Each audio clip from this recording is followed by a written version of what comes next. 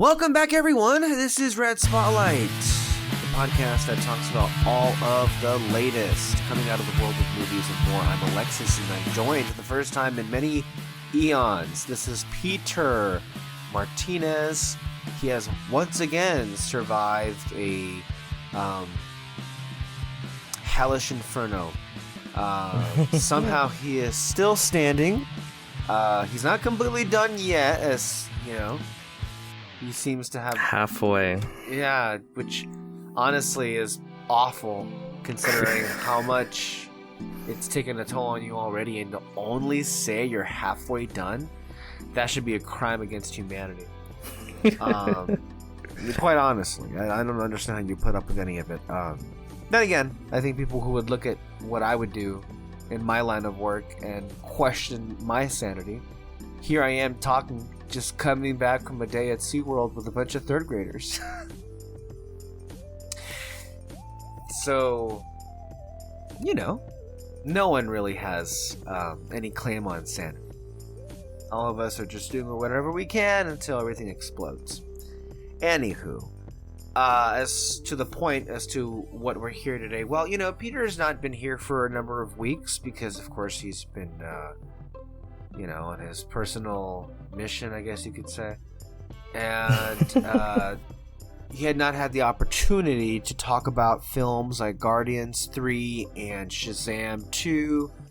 And before coming on air, we discussed that the best way to handle that was his feelings in those movies are going to come out throughout our main focus today, which would be for Spider-Man Across the Spider-Verse and The Flash, both currently playing in theaters. As a sidebar, we on this channel, with David Francisco, we've already given a lot of extensive coverage to Shazam 2 and Guardians 3. Those reviews are already there. And of course, we already had a full in-depth review for Across the Spider-Verse last week with David. So there's that. And that's kind of what we're going to get in here today on Red Spotlight number 447. And before we get into any of those discussions, I don't really have anything new to update you as far as what's been going on with the writer's strike. It's still happening. There may or may not be a tentative deal that is emerging with the actors branch, but that has yet to be confirmed. It's more just rumors. So nothing too major, but things are beginning to take effect in terms of delays that inevitably this is going to cause. I know that Disney over this last week had to reshuffle a lot of their films around. For one, I believe that Deadpool 3 is now going to be coming up before Captain America Brave New World, which, by the way, they retitled, and which, by the way, we also informed you guys weeks ago that there were so many rewrites to the point that they had no idea what they were even doing anymore with that movie.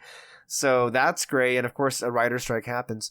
As far as Deadpool 3 is concerned, we had not talked about that movie really at all. To be quite honest with you, my expectations for that film have been really, really, really, really low and tempered because I happen to really like the Deadpool films. In particular, I think the second film is a masterpiece of comedy.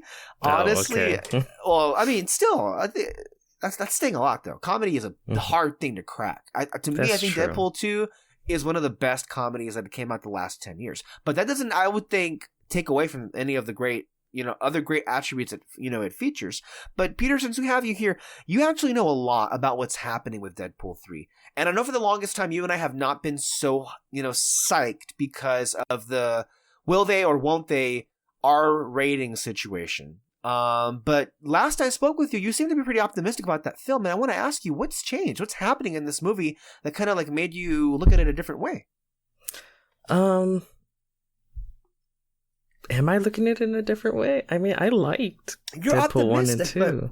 No, I mean, the anticipation for a third Deadpool movie under the Disney regime is what wasn't optimistic about. Okay, well, if I'm not mistaken, isn't it confirmed to be R? So they say. Because that was the biggest thing for me. Yes. And after they confirmed that, it's like, okay, cool. So they say, but I remember when they hired Sean Levy, we were not at all psyched about that situation. This is after Free Guy came out in the box office. Mm-hmm. Not great. But Deadpool movies are held up mostly by Ryan Deadpool. Reynolds. Oh yeah, Ryan Reynolds. Yeah. And stuff like that. So maybe the action scenes might take a hit here and there. I don't know, but as long as he's doing his thing, that's fun. This might surprise you guys, but it's gonna be a multiverse movie. No way! Oh my god. Because every fucking superhero film now has to be a multiverse film. And by the way, you and I have been saying for years that, I think we're long past the point where we're tired of it, but we called it from the first day years ago when we told everybody, hey guys, this multiverse thing, it's gonna get old real fast. It's gonna get old real fast. We're already there. I've already lost count of the number of multiverse films that we have, and we still have quite a bit to go. We've had the Doctor Strange one. We've just now had, if you want to count Into and Across the Spider-Verse, we've had those. We have also No Way Home. That's not even getting into, I guess, the Loki stuff can kind of also be, considered multiversal. I don't know if we want to even include the Best Picture winner, Everything Everywhere All at Once, but that's a multiversal. I think that was a huge movie. I think you have to include it. But I don't want to include it in a Marvel discussion because it's way above anything Marvel could ever be, So it's not... but I do think it adds to the fatigue. Right, sure, and of course here we are, a new multiversal film opening 2 weeks after the last multiversal film, and if that wasn't enough, there's still supposedly a second season that was shot of Loki that will also feature on multiversal themes, and that's not even getting into Secret what's it called? Kang Dynasty and Secret Wars, which is supposed to be the pinnacle. But then here again, you're telling me that Deadpool 3, in addition to, Hugh Jackman coming back once again, you're telling me all of the X-Men are coming back. Yes, the original X-Men. We're talking Wolverine, which everyone already knew. We're talking Cyclops. We're talking Jean Grey. We're talking Storm. Those are the main ones. But yeah, and I guess that makes sense because it is gonna be multiversal. I don't know what else they're gonna throw in there. Right. But I very much assume it's gonna be very buddy type film between Deadpool and Wolverine, with the other X-Men getting sprinkled in somehow. Right. Yeah, and by the way, for those keeping track at home, with this Deadpool 3, this will now between, I want to say that the first, let's see here, from 2021, here in 23, and the next year will be 24, between No Way Home, The Flash, and now Deadpool 3, we would have now gotten basically multiversal revivals in a way of the particularly the Tim Burton Batman stuff, the Maguire and Garfield Spider-Verses, and then also the original X-Men family in the live action movies, which is, I think at some point when the multiversal stuff was first announced, something we all knew was going to happen. Now, I feel like all of us were kind of expecting it to just be in one movie, which was Secret Wars, right? That was the expectation that, everyone's going to come back for that. But I don't know if we, early on it was caught on anyway, that they were actually going to make so many of these same kind of movies. And that's not even counting, I guess, Multiverse of Madness, which dabbled, I guess, in different kinds of multiverses, because it also even dabbled in fan casting with John Krasinski, which didn't work out very well at all. It was literally called Multiverse of Madness. Yeah. So, I mean, I guess we'll see, right? I have to. I mean, we'll get into the reviews right now. And this show, I feel that the multiversal gimmick has, it's had its ups and its downs. That's for sure. And I don't know if I have a lot of faith in Sean Levy, but I have a lot of faith in Ryan Reynolds to pull off something, at least for a third film. And with him and Wolverine side by side, what is it going to be, like a buddy cop movie, I would assume? Yeah, so it's probably going to be something like that. Okay. So, here's hoping. and you know what? That may be the only real Marvel movie left to have any hope for. At this point. Yeah. Yeah. Because I don't know what else anybody would care about, quite frankly. Anyway, that's what's happening there. That's that. I mean, I want to say just real quick that the box office, as far as this year is concerned, this is the first time since I want to say like pre-COVID that it's looking like more normal. I feel like we're even though we've had like technically speaking 2-ish years of like getting up to it. Now we're having every week a major release come out, a major franchise release come out, and granted, they're not doing as well as they did before, but I want to say that all is because of happenstance in a way. Like a lot of the franchises that are opening right now, like Transformers or a Disney live action remake or a Fast and Furious sequel, all of these are tried and true, money printing successes to an extent, but that's the key, right? That's what's turned here, where a lot of these are so tried and true, they're tired.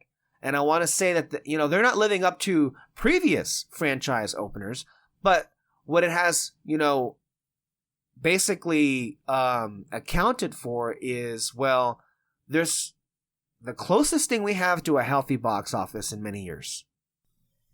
Closest, I think, is the key word. Yeah, it's the closest. I mean, somebody had pointed out a few weeks ago that, every major release is at least opening to $60 million or more, which is not something we had seen in a number of years now, since, the onset of the pandemic.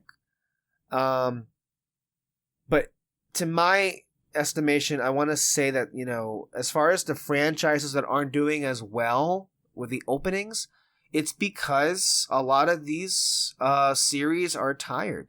Why did Guardians 3 open to only 115? Because Ant-Man 3 literally was a stink bomb that was the straw that broke the camel's back, basically. Yeah, but I think there was a run of doo-doo. It was the straw that broke the camel's back. Before then, there was a lot of doo-doo that was weighing it down.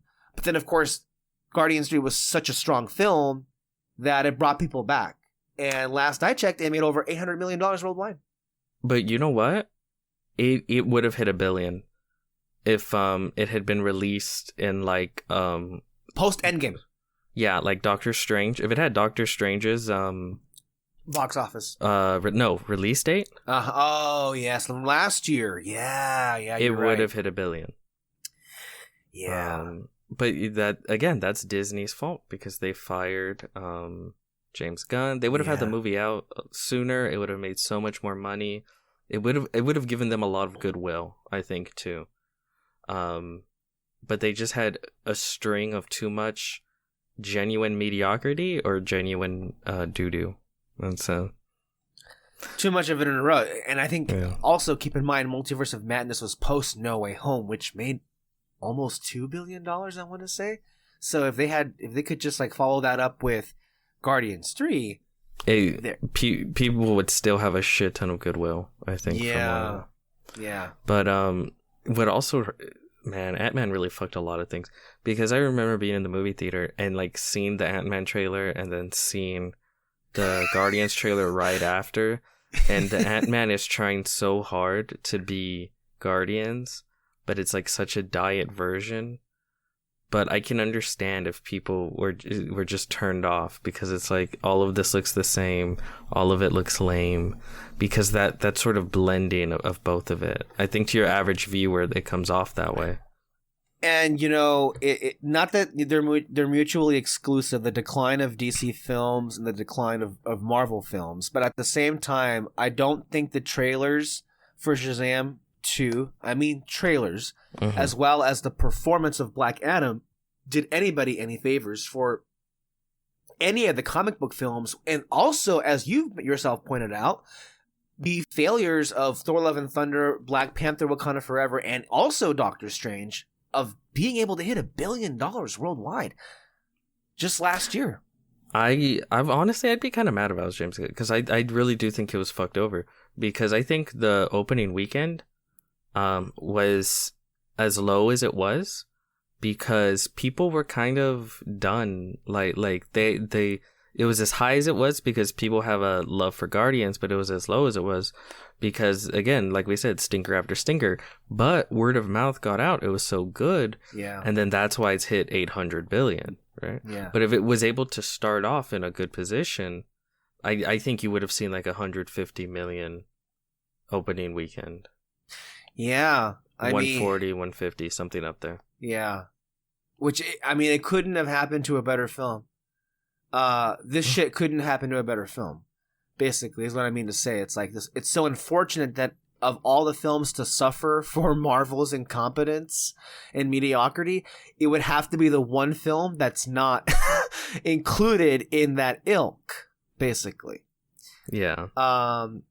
Yeah, it's really sad that that's what happened. And, not for nothing, and also not to, forget, Shazam 2 was also fucked over by a lot of bad will that had honestly nothing to do with it. Yeah. Yeah, that's another movie. I think if it was released, maybe not last year, but 2-3 years before, yeah, it would have done a lot better in all avenues. Right. And I don't know, I feel like in that's why I say like Ant-Man was such a stink bomb. Shazam 2 came out really close after Ant-Man, and no one cared. And to be honest with you, no one really cared about the first Shazam, really, which is a shame because both of those films are really good, but it wasn't in the cards, I guess you would say. And then as far as other things are concerned, the Transformers film is doing okay. The Fast and Furious film did okay. Little Mermaid was doing pretty good as far as domestic is concerned, but it was not connecting at all overseas. And that to me is the biggest story happening right now. The idea that a Disney live action remake, but of all the ones, this is the last golden duck you have of the Disney Renaissance era. This is the last one to arrive as a live action remake, and you're telling me that it's going to struggle to hit $600 million when, the only reason these live action films are even greenlit is for the sole purpose that they know it can easily hit $1 billion. Yeah. What happened to this movie? It's the same thing as everything else. It's tired, right? Yeah. It's tired. They made $1 billion on the first few, and then people turned around and realized, fool me once, shame on you. Fool me twice, shame on me. You've already fooled me 3 to 4 times. Keep in mind, I just don't care. The 3 streaming live action remakes before this was Mulan, that Zemeckis Pinocchio, and Peter and Wendy, which none of those films were received very well from the fan base to begin with. But honestly, I'm mostly even talking about the ones that were received well, the ones that people did actually see. No one talks about the live action Lion King. People got all excited beforehand. Oh, my childhood. Shut the fuck up. Well, guess what?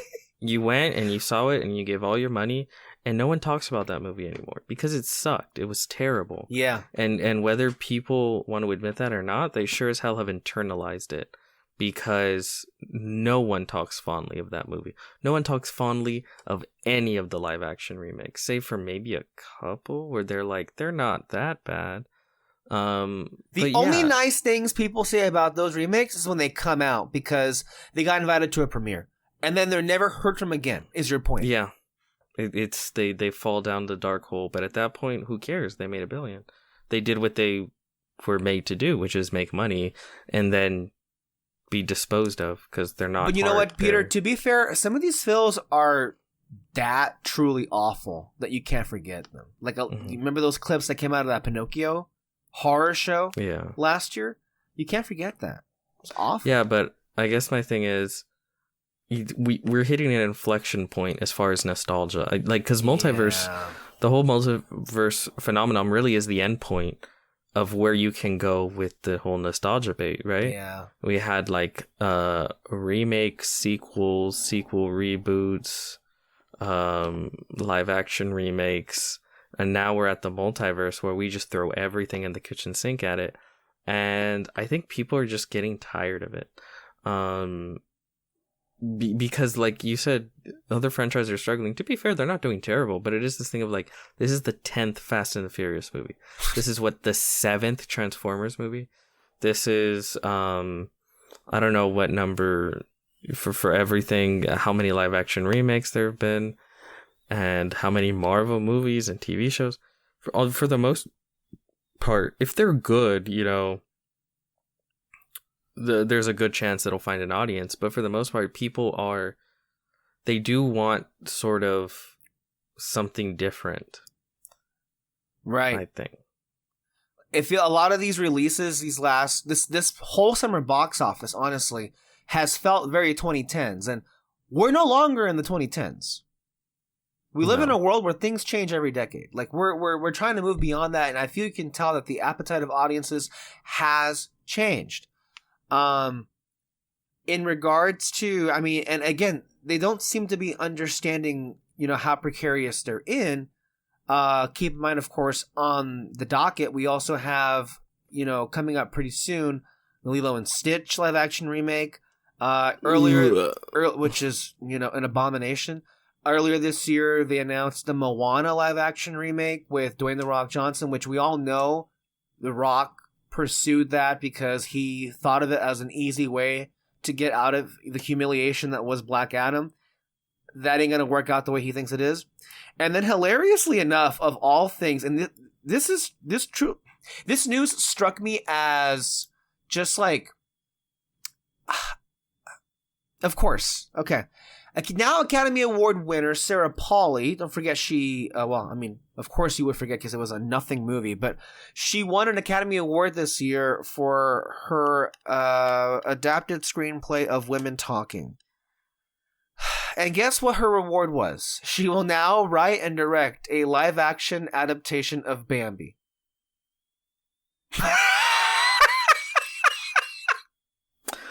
Like, I like Bambi. No one in the year 2023 gives two fucks about Bambi. This is what I mean. Like your average person hears this and it's like nails on a chalkboard. Jesus Christ. Yeah, basically. Oh, dear God. And of course, I'm happy you brought up this inflection point, and I think there are several inflection points that we're hitting, and maybe they're all related. But one of the things that seems to have been an inflection point as far as nostalgia is concerned, I mean, well, that is the one, right? Because we're now living in a time where comic book films, by and large, unless they're excellent, as you were saying earlier in the year, not only are not getting like a gimme, they're not getting like freebie, like glorious praise for just, you know, existing and being the bare minimum, but with the exception of excellent movies like Spider-Verse and Guardians 3, every comic book film, by and large, the critics they're not holding back anymore. No. That's what I mean. I just think on all, it's an inflection point. I think people have just grown tired. Speaking of nostalgia, though, what I wanted to connect this to is, well, what's happening right now with the reviews coming out of Indiana Jones? It's a movie that would have killed in the year 2016. I feel like that's what I think is going to happen. To me, but it's not the year to 2016 anymore. I can't help it, but I'm reading a lot of the reactions, and it reminds me of The Force Awakens. But I like The Force Awakens a lot. That's like one of the ones that works for me. All the films that are like The Force Awakens that came after The Force Awakens are the ones that don't work for me. Like Ghostbusters Afterlife, to me, is apparently, I think the people think that this indie film is. And I don't know, I haven't seen it yet. It may very well be.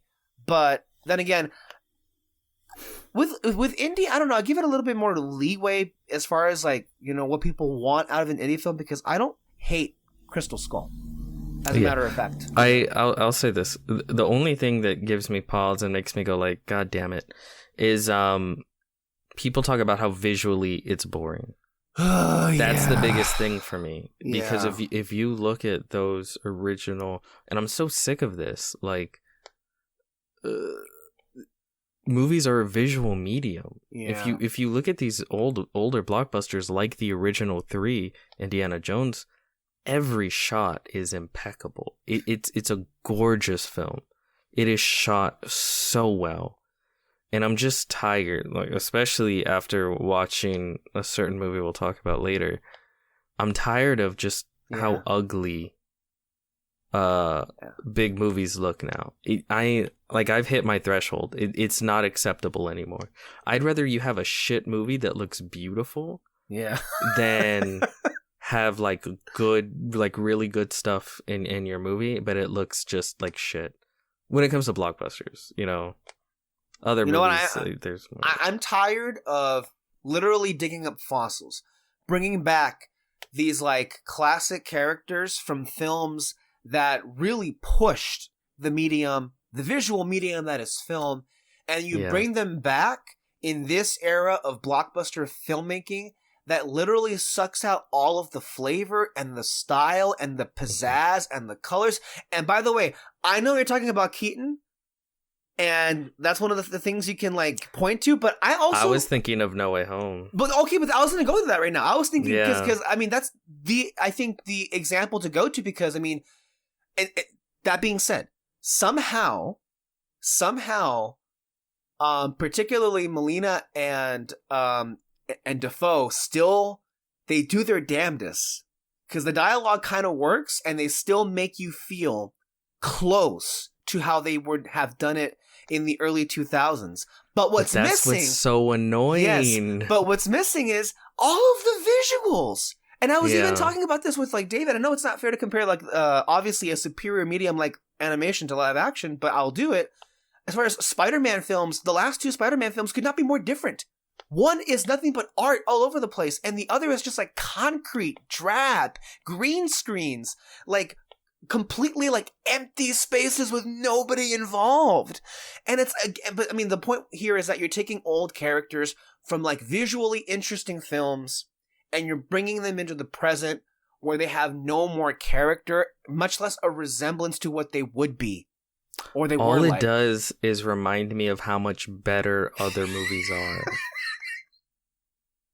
Like again, with a certain other movie, I would feel really good when a certain score would kick in.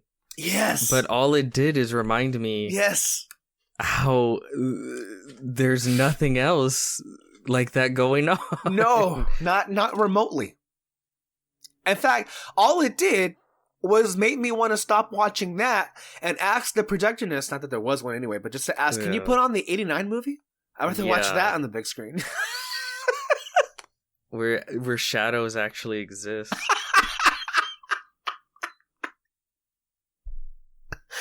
Oh man, no, but there's a lot obviously being said here. But I'm hopeful. I walk away from Indy 5 enjoying it. We'll see. This one, I think, truly to me, that's a hard one to parse through how we're gonna feel about Indy 5. But yeah, that's where we are right now, folks. I don't know. I didn't mention anything else, but I think we're good to go. Yeah. So let's go ahead and start off with, something that we can turn this conversation into much more positivity, I would say here. The film that quite possibly would be known if not already, as the film of the year. It's hilarious to me how, Peter was legitimately asking me a question of like, is it bad that my favorite film of the year for a second year in a row would, involve the multiversal gimmick? Like, you can call it a multiverse movie. Mm-hmm. And I'm like, no, I mean, not when we know somebody who put a Star Wars film as his number one movie 3 years in a row from 2015 to 2017. Which, by the way, no shaming. I mean, a little bit. I mean, a little bit, but I mean, they weren't bad Star Wars films, So, one of those was very much deserved. Yes. I mean, and one of those, you didn't give it the honor of having it number one. It was a good year. It was a good year. Yeah. But I don't think you need to be worried about it. Maybe next year, if Deadpool 3 ends up being your number one movie of the year, maybe we can, Then that's a problem. That's a real problem. Yeah. So there is that. Anyway, Spider-Man Across the Spider-Verse. Last week we had our formal review and I read out the synopsis. I don't know if you would like to do it again. That way you can, I just say it better, I think. Okay, then go. I mean, I don't disagree with you. I think you do say it better. And in fact, the show is sometimes, better when you're here. A lot of times it's better when you're not. So it's mostly better here, but I understand. I don't know. David's been doing a great job as a panelist here on the show. I think he really. Why I didn't say David was the problem, Oh, you say I'm the problem. I'm not saying anything specific. Well, then who the fuck else is on this show? I mean, it's pretty clear what you're talking about. Across the Spider-Verse. It's how you wear the mask that matters. After reuniting with Gwen Stacy, Brooklyn's full-time friendly neighborhood Spider-Man is catapulted across the multiverse, where he encounters the Spider Society, a team of spider people charged with protecting the multiverse's very existence. But when the heroes clash on how to handle a new threat, Miles finds himself pitted against the other spiders and must set out on his own to save those he loves most. Directed by Joaquim Dos Santos, Justin K. Thompson, and Kem Powers. Every color of the rainbow right there. The cast is Shamik Moore, Haley Steinfeld, Brian Tyree Henry, Luna Lauren Velez, Jake Johnson, Oscar Isaac, Jason Schwartzman, Issa Rae, and of course, Darren Kaluuya. And Karan Soni. You mean Daniel Kaluuya? I said what I said. Okay. Have you listened to the movie soundtrack by Metro Boom? Not the Daniel Pemberton original score, but the soundtrack of all original songs that was composed and written by a Metro Boom that you saw that were playing the pop songs. Metro Boomin'. Yeah, the pop songs that were playing all throughout the movie. Did you get a chance to listen to any of that?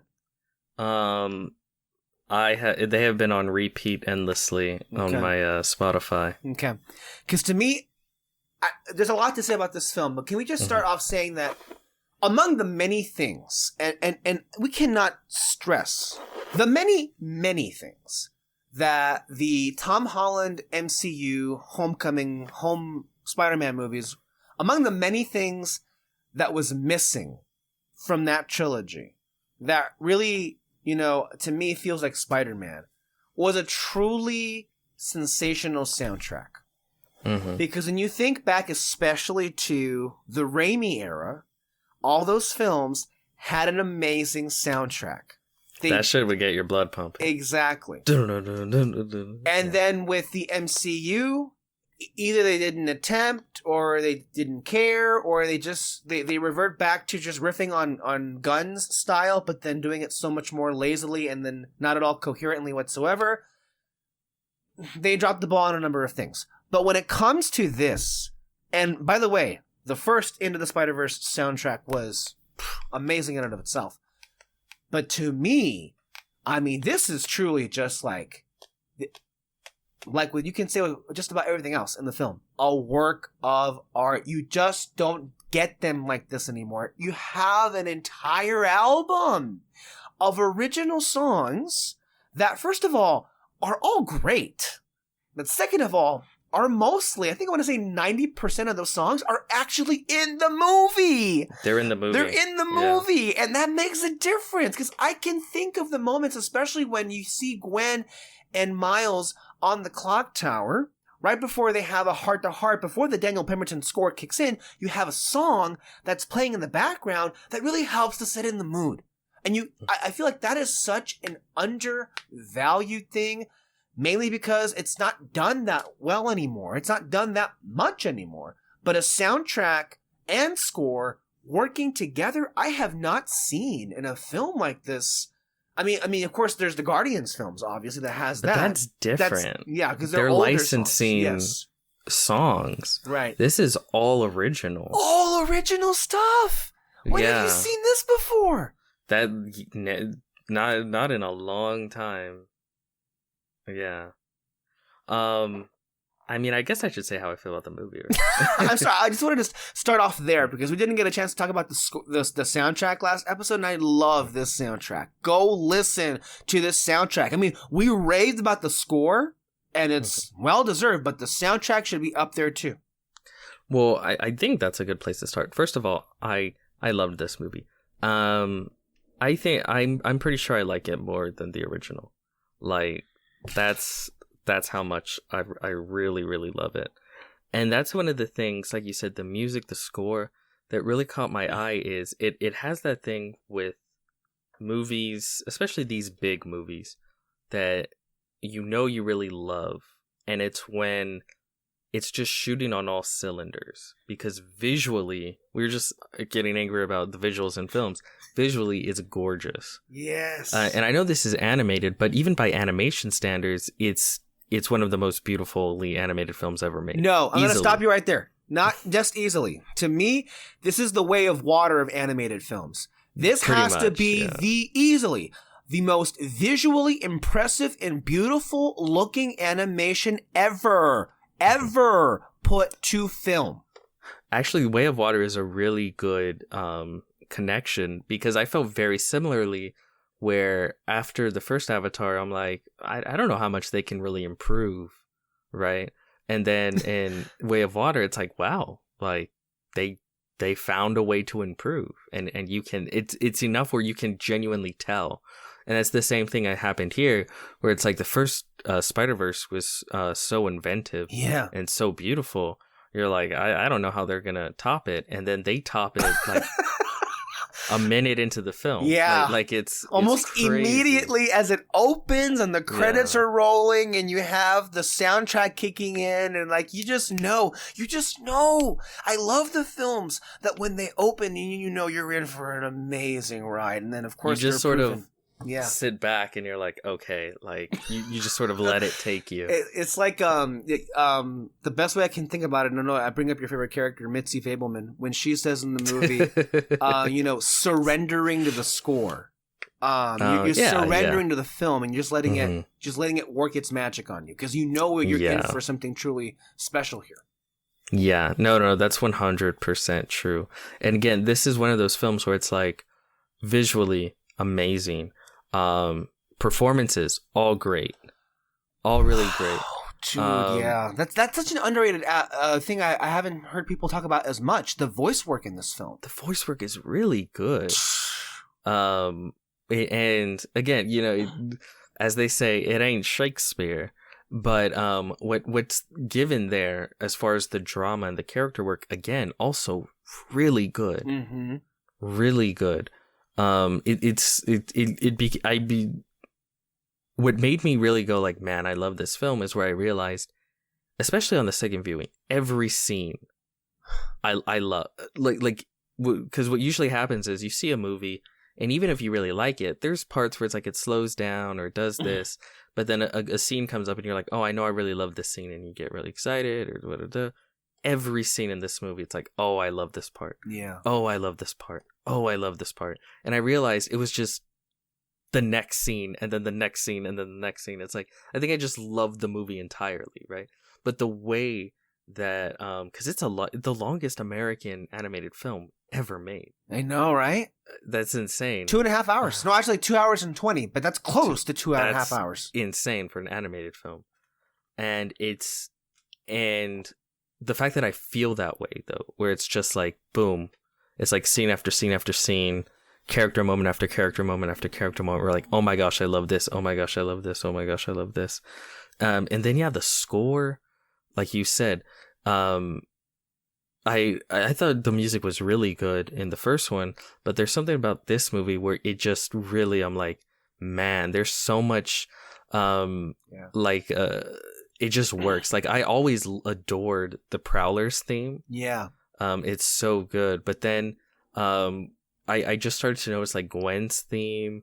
Of course, Miles's Miguel O'Hara's. That one was so like, good. Yeah, but there's so many more to pick from now. I feel in the first film it was a great score, but not too many like standout pieces of motifs.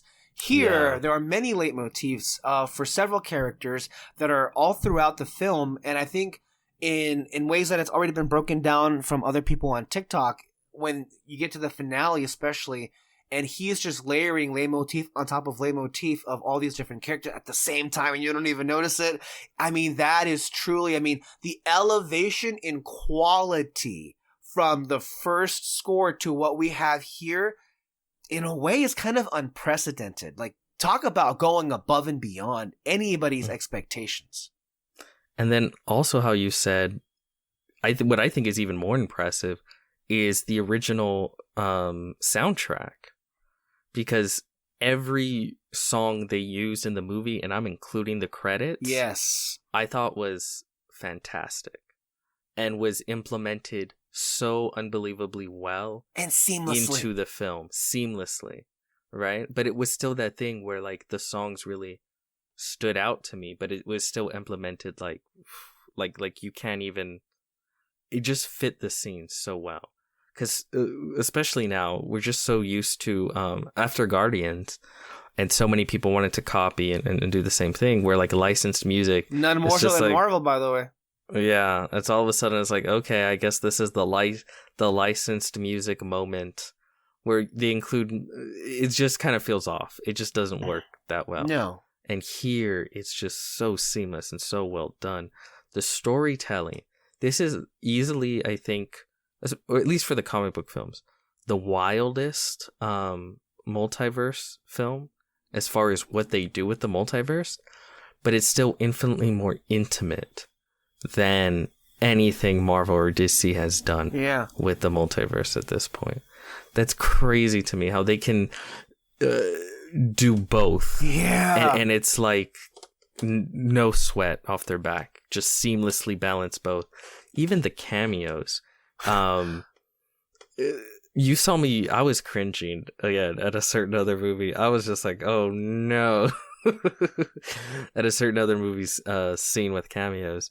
There's an extended section of the movie where there's a lot of fan service, I guess you could say, and cameos and stuff, but it's so well executed.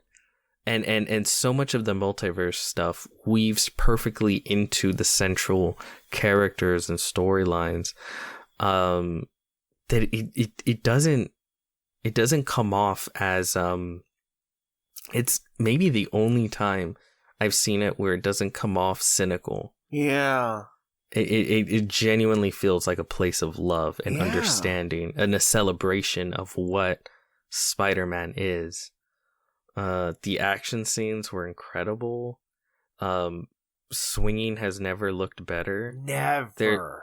There's this little extended scene where him and Gwen are swinging through the city, and it's the perfect encapsulation of everything that's great about this movie. Because visually and the animation, it's gorgeous. The swinging, but then the licensed music that's over it works so well, and the performances that work so well. It's a great character stuff, but they're also getting out information that is necessary for the audience to know.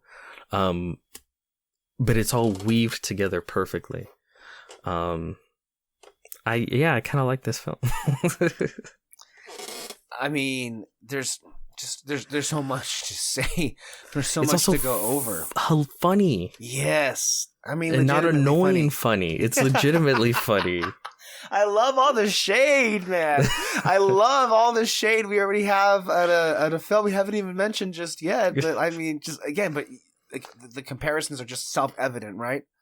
Because of how much similarities, they share between the two of them. But I mean, yeah, you're right. It's not the annoying kind of humor.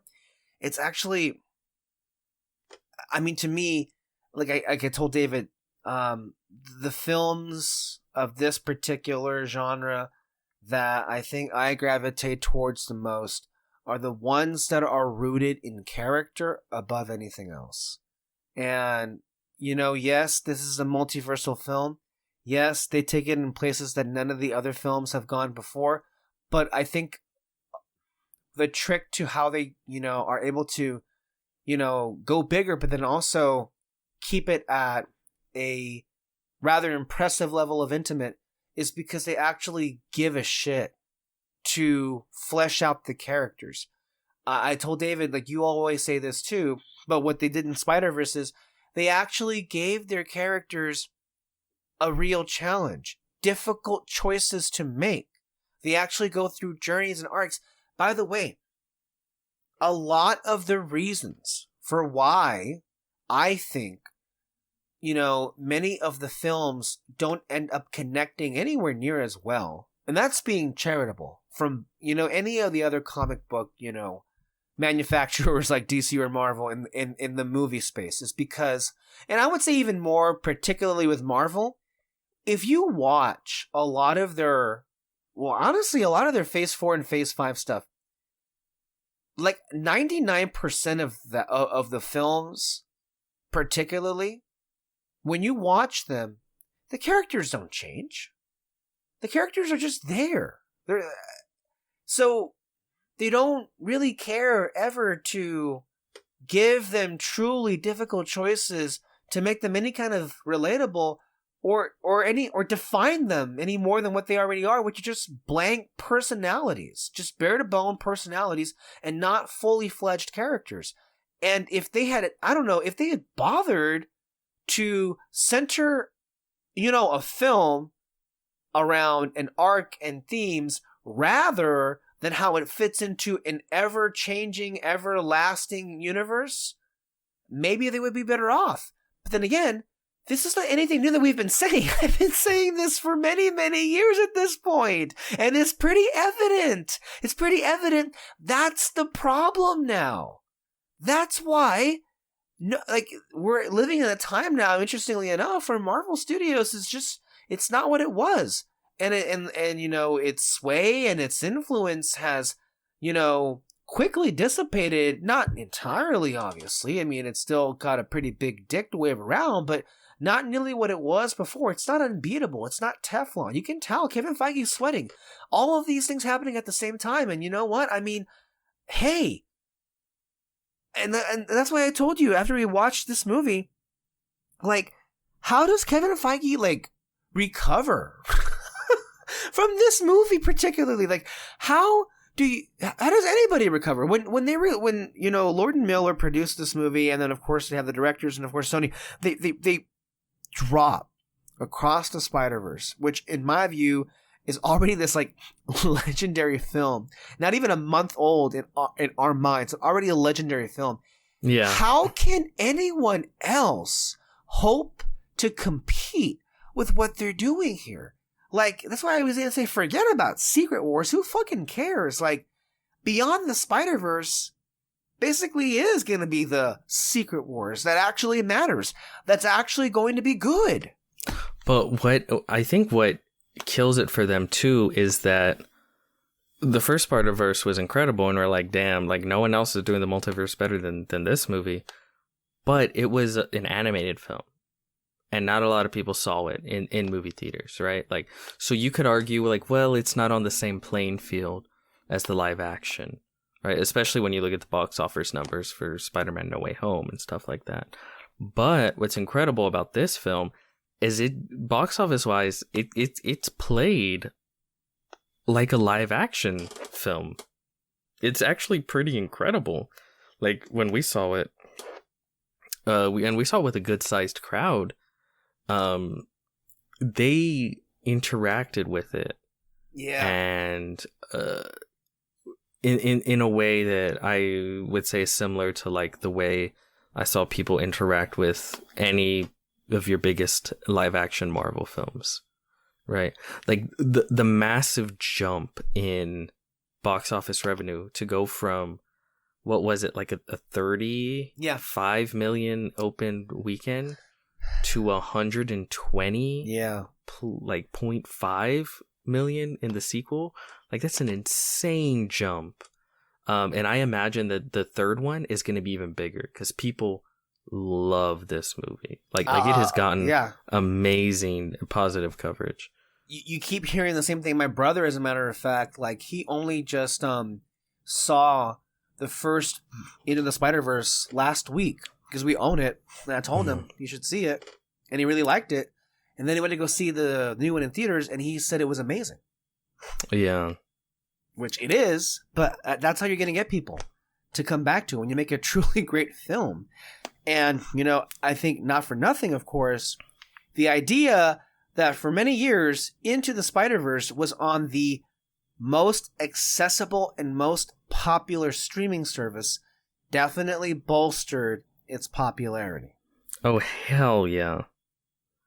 I think that's really what happened. It grew such an audience, but also it's still incredible though, because that almost never happens, where a movie opens low, garners a big audience, and then for the sequel, people come out. Not these days, anyway.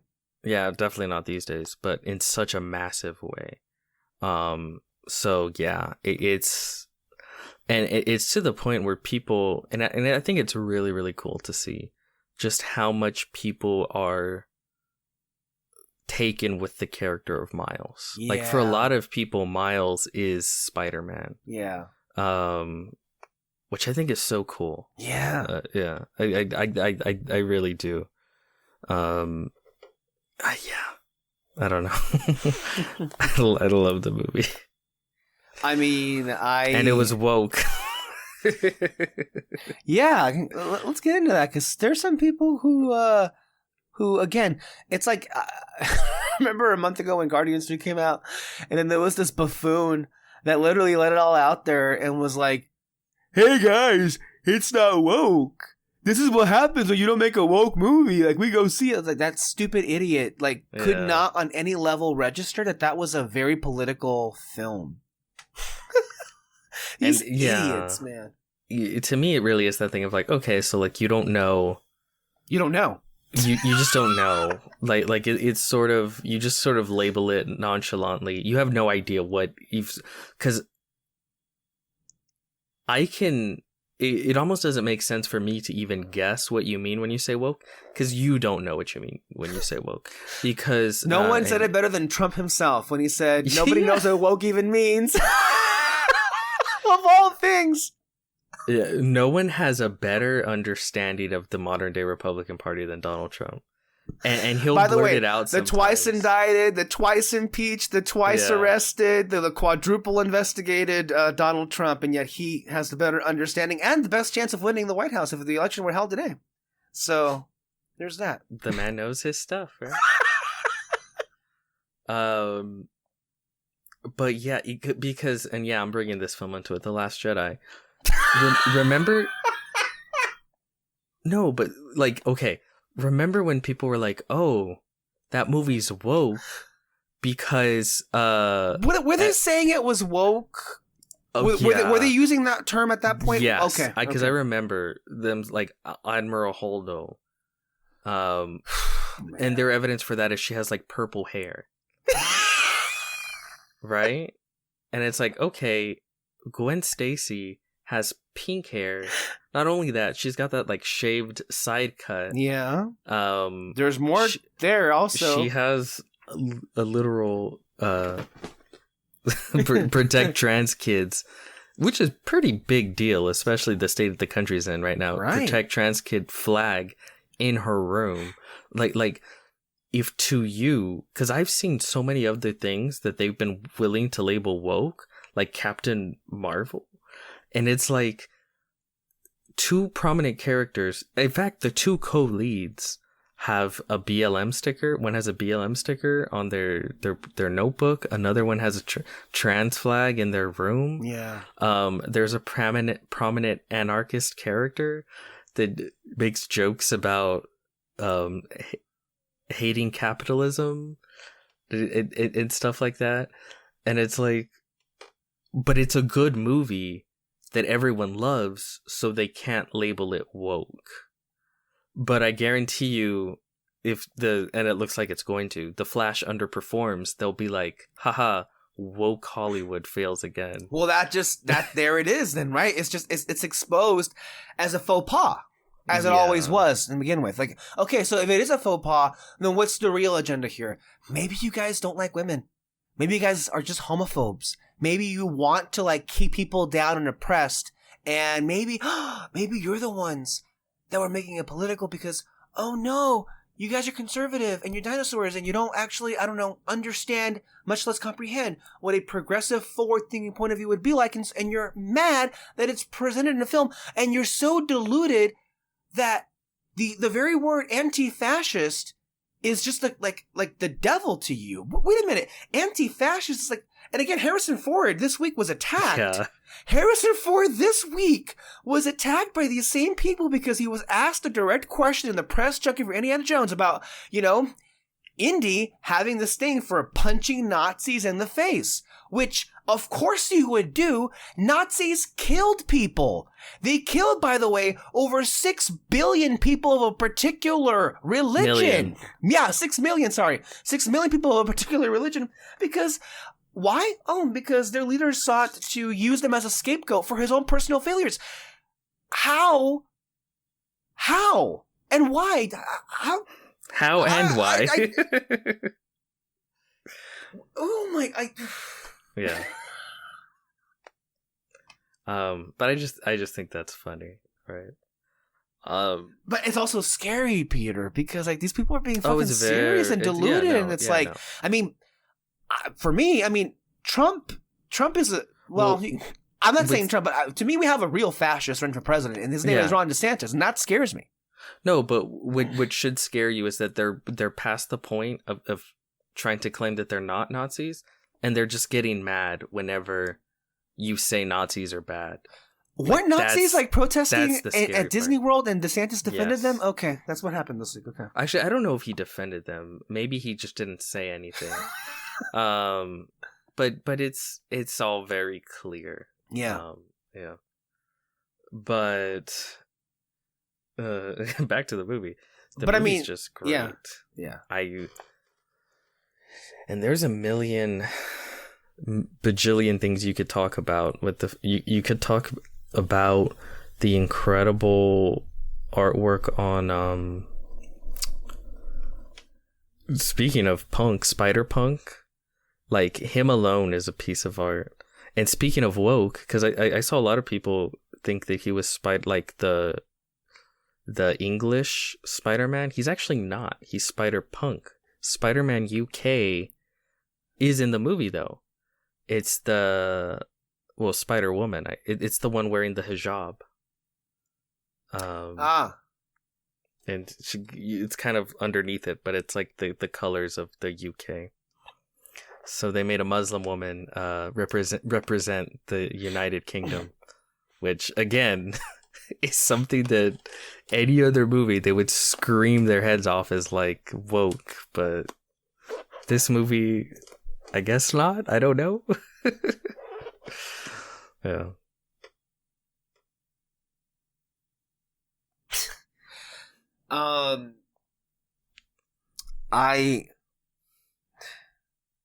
It's also, I think, to me, the marking of a great film when it continues to just play just as well, if not even better, on repeat viewing.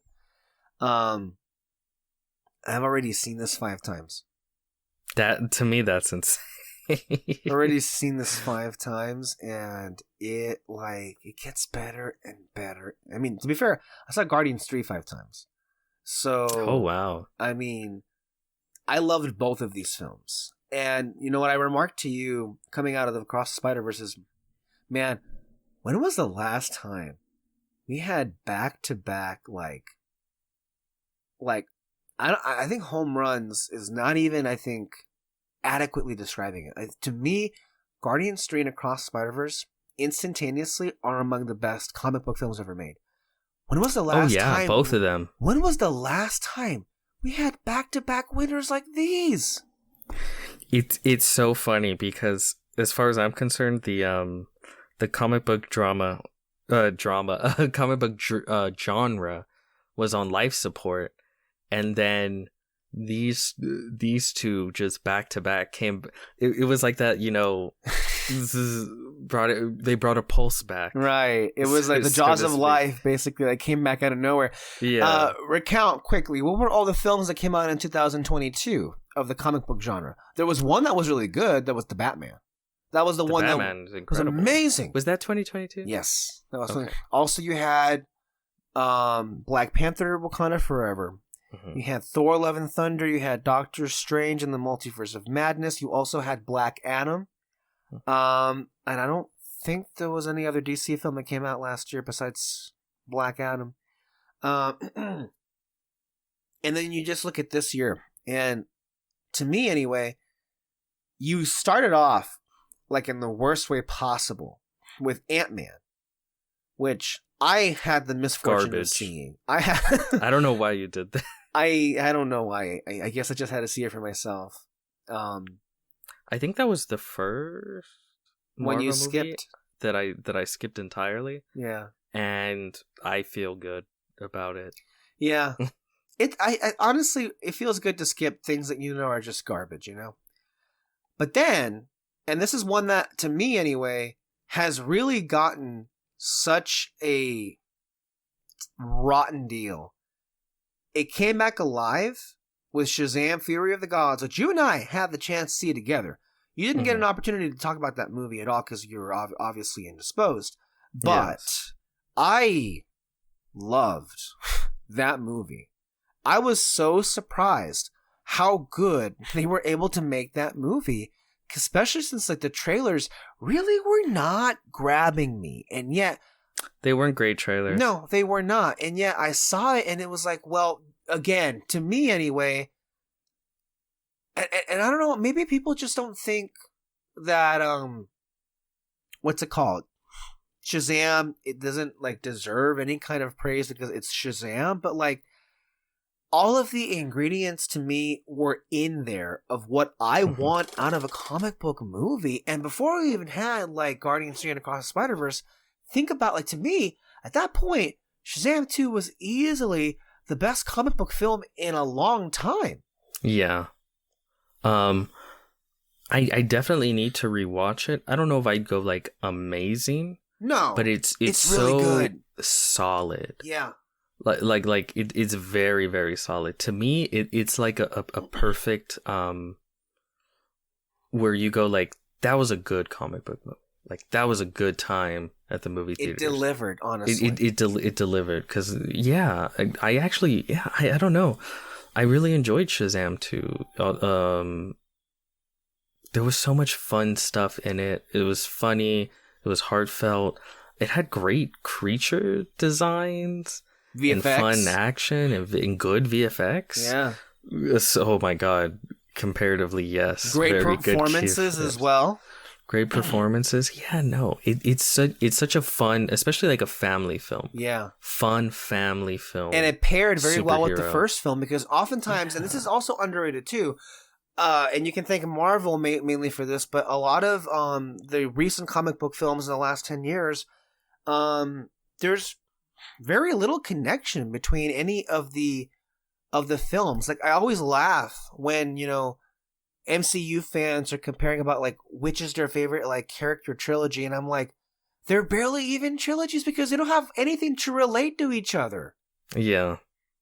There's no connection with a lot of them. It's just The one that works the best is obviously Guardians, but even then, it's I maintain that you have to include The holiday special. no, not the holiday. You Well, you kind of have to, though, love- because they don't really, like, tell you, oh, yeah, Mantis is, like, Peter's sister. Yeah, but that's not really that important. What is important is everything that goes down with Gamora and I think Well, yeah, the big swap. Peter. Yeah. Especially because the only time you truly see them like together Is Infinity War. is Infinity War. And I think oh yeah, because I guess we never reviewed Guardians 3, huh? Guardians 3 is amazing. I love it. Yeah. It's amazing. I love it. But if I do, it is that thing of you jump from 2 to 3, Peter comes off kind of like a crazy person. Because they're not like together, right? He comes off like as a creepy stalker. You have to know what happened to get it. Yeah, you really have to, because again, in Infinity War, technically they were together for years. Yeah. Right? Because Guardians 2 is only like a few months after Guardians 1, and then Infinity War is like, to be specific, like 4 to 5 years. 4 to 5 years, yeah. Maybe even 6. So they're together for a good while, and you Which could you tell, hardly ever see on screen. Yes, but what you do see in Infinity War, I think, really gets that across. Mm-hmm. Especially the last scene of them together, and she's like, "I love you," and da da da da da. And they finally, the only time they ever kiss is in that movie. Yeah. Right? So I really think like Infinity War and Endgame is vital to, And not just for those the whole characters. story.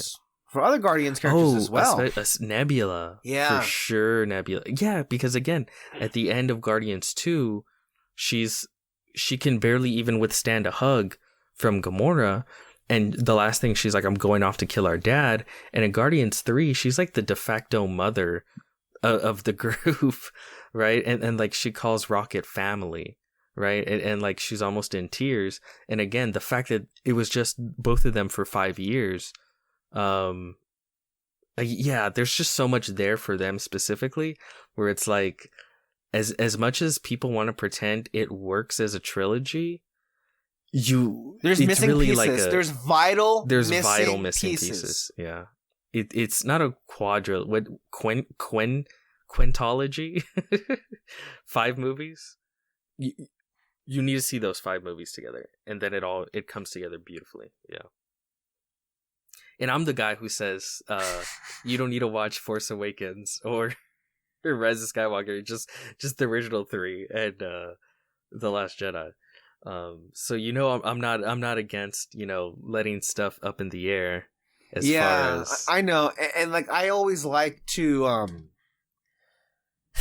it's hard to jump from Jedi to Jedi, but like because the Force Jedi to Jedi. I know, but the Force Awakens is a good reintroductory, but it also plays a bit like a bad taste too, because Return of the Jedi has that amazing finale sequence that so few films have ever been able to top, and then we begin again with the same struggle, and then we've hashed this over again and again. I think that's why it works so well as an epilogue, and I think that's also why it works so well as far as the shittiness way that Luca. We'll talk about it again eventually when they release another Star Wars. Ahsoka probably in August when they release Ahsoka. We'll bitch about Ahsoka and then spend the rest of the time talking about The Last Jedi. Yeah, at that point. By the way, are you seeing Grace Randolph's tweets about Rebels? I am. Okay. I know you're not sharing them specifically because of me, but okay. I mean, full disclosure, to be clear, for people who are not aware, I happen to love Star Wars Rebels, and Peter is bringing it up because Grace Randolph is loving the show. She's watching it right now, and Peter happens to have a very strong distaste, if not outright dislike, for Star Wars Rebels. In fact, if you go into the archives of this podcast, there was a pretty lengthy review of which Peter had a great many reasons for why.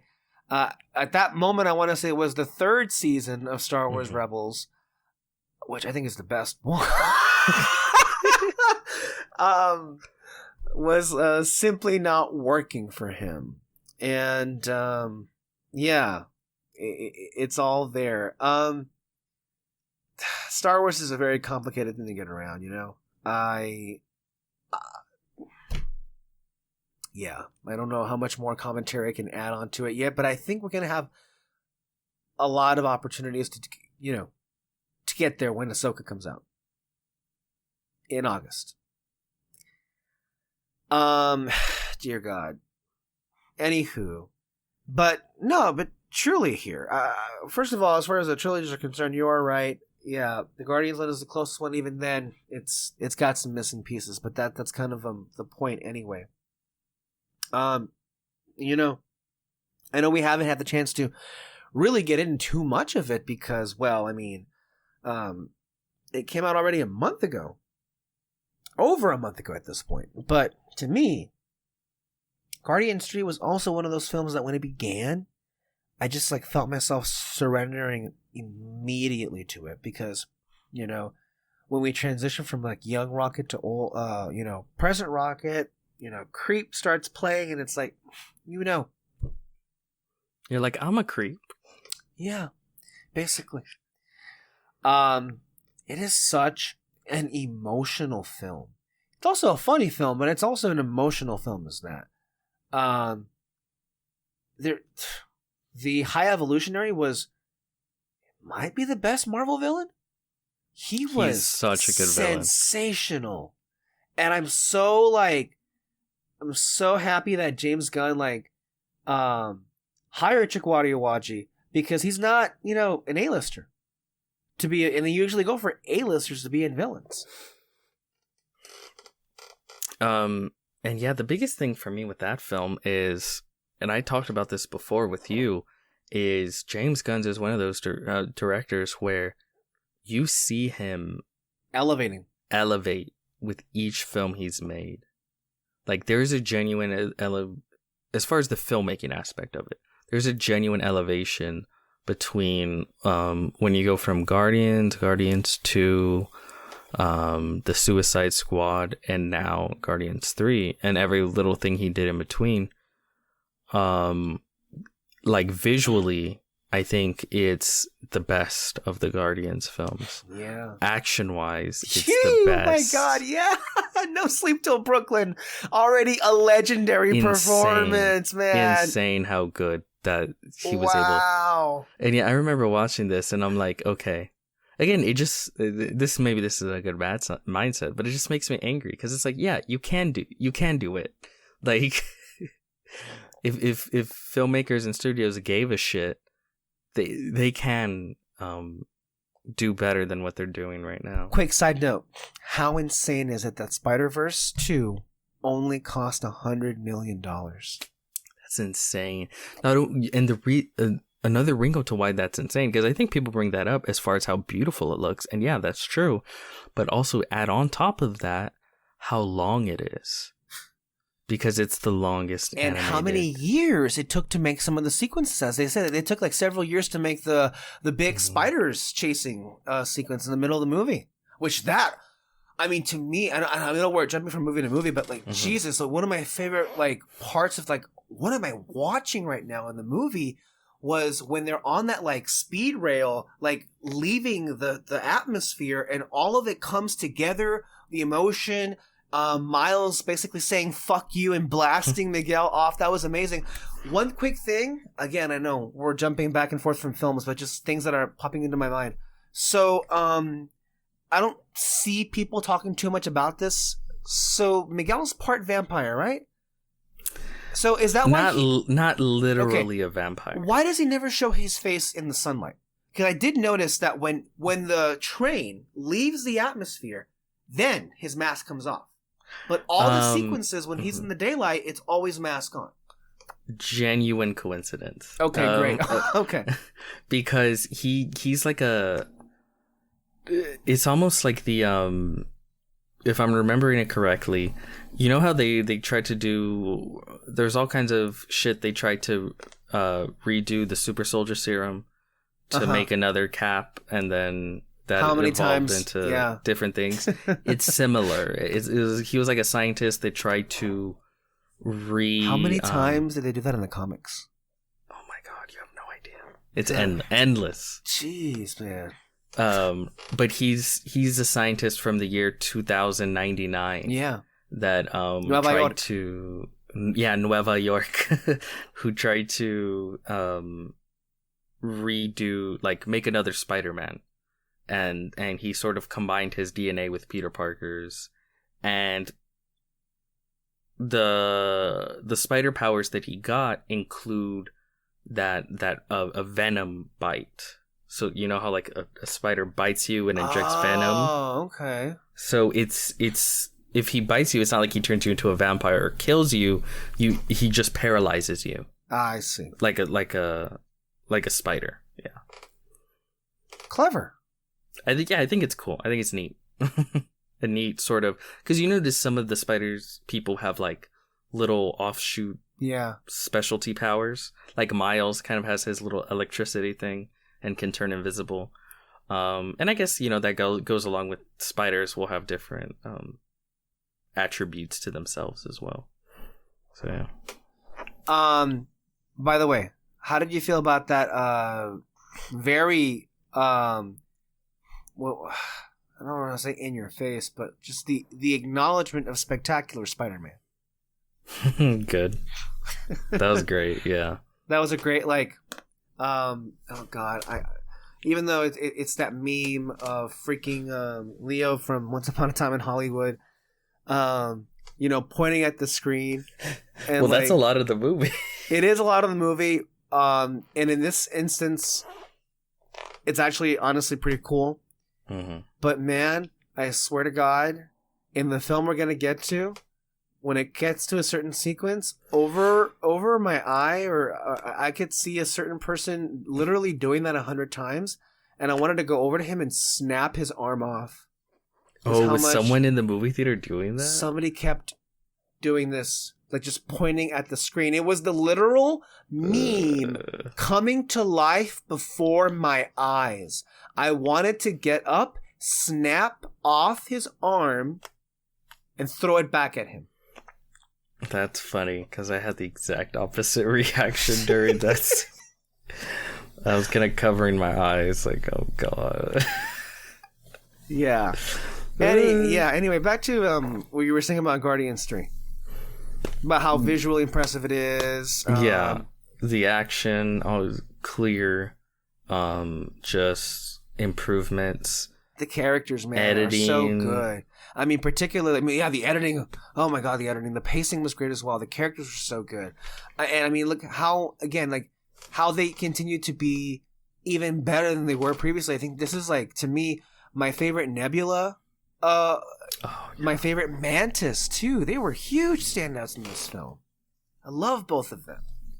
Even Peter. This is my favorite Peter. He's the most mature. I think so too. Yeah. Because even though he's spends a lot of the movie pining over Gamora, I do think this is his most mature. Yeah. And also, there's great moments where you're like, okay, this is why he's the leader, basically. Yeah. No, just a lot of really great character stuff with him. I agree. That's probably my favorite he is. And especially where they leave his character. It's really cool. I think it's so well done. All of it's so well done. He was able to bring home like 7 different characters and sort of tie them up in a beautiful way. And it's just, fuck, dude. Yeah. I can't wait for his Superman. Even though it really upset me, though, because, like, the last post-credits sequence plays, and then, like, it delivered on buttoning everything up. We're done. And then what comes up on the screen? This text that says Star-Lord will return. And it's like, no, that's right. We're in Marvel and nothing can ever end. Mm-hmm. To be fair, it could have been so much more obnoxious. I'm glad. Yeah. Because even if that's the last time you ever see him, it is nice. It's just him having like a normal human moment with his grandpa, just like eating breakfast together and just talking about the neighbors. And it's like, I don't know. It still works in that way. It could have been so much more annoying where it's like, I'm just imagining it if it was done by any other filmmaker. He's on Earth and then I don't know, like Captain America or Doctor Strange or Captain America shows up and is like, hello, Peter, great things are afoot, you know, and then they do the he will return, right? I can just imagine it so much worse, I guess.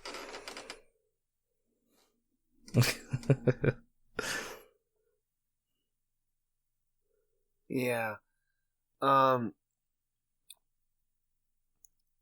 I also really loved how people were like low key, but also not necessarily that disingenuous, saying that this is the last great Marvel movie.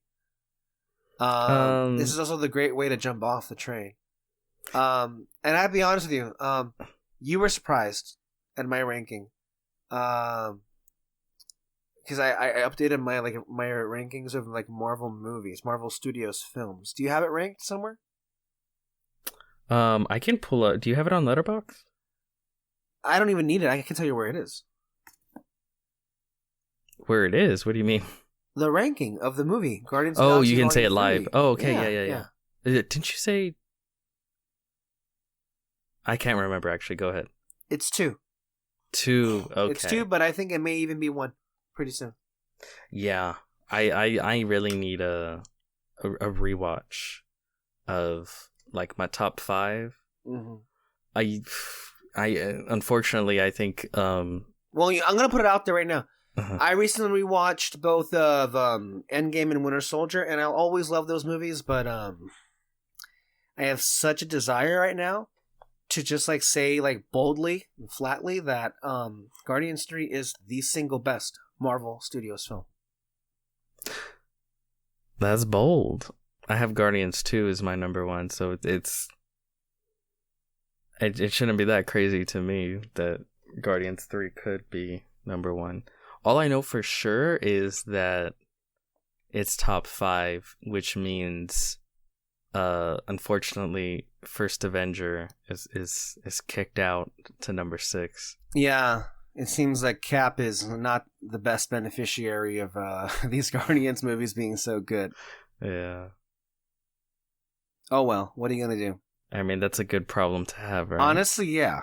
It really is. And for however good the Cap movies are, there still could have been plenty of room left for improvement for someone to go in there and do what Gunn did with the Guardians.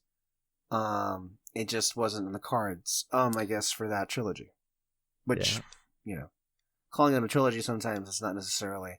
That one for sure just doesn't work that way. No. You really have to squint. And even then, it's like, no. That's not really working out that well. And then my other thing would be, okay, well, Into the Spider-Verse and Across the Spider-Verse. Yeah, it's Across the Spider-Verse. At this point, it's Across the Spider-Verse.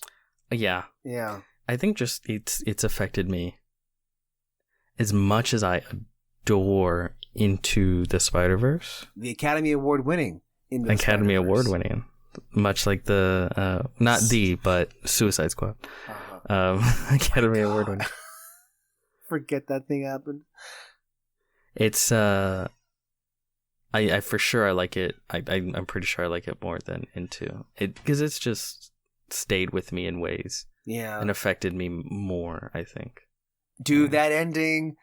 Don't you love how the ending plays with people? It was amazing to hear all the reactions at once. So many different reactions too, but you could tell even what united everybody in their different reactions was that the film had them all going the same way, that when it ended you could feel nothing but just so many different emotions happening at the same time. And it's so rare for a film to leave it off like that. Now, similarly though, but in a very different way, the ending to Guardians 3 to me is also one of my favorite endings in any movie ever.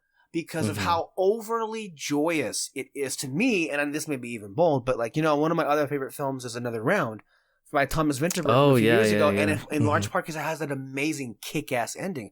If anything, I think Guardians 3 rivals that really, and I think may have supplanted it, because to me, Guardians 3... You're breaking Scorsese's heart. Yeah, well, I mean, Guardians 3, that end... which, by the way, all of the Guardians films endings have always been kind of euphoric and joyous, but also bittersweet, with more so maybe Volume 2. We'll see. But the thing is this, the image of like Rocket screaming into the air with the song, that song that played at the end, "The Dog Days Are Over," was perfection. You could not, honestly, I this is not a song that I like would have thought to put at the end of this movie, and yet it's perfection. It's perfection, and you can't ask for a better ending than what that was. But back to the Spider-Verse one. Dude, those reactions. I even saw one that was trending where somebody, as it cut to black and then the text appeared to be continuous, somebody screamed bullshit. Yeah, I saw that too.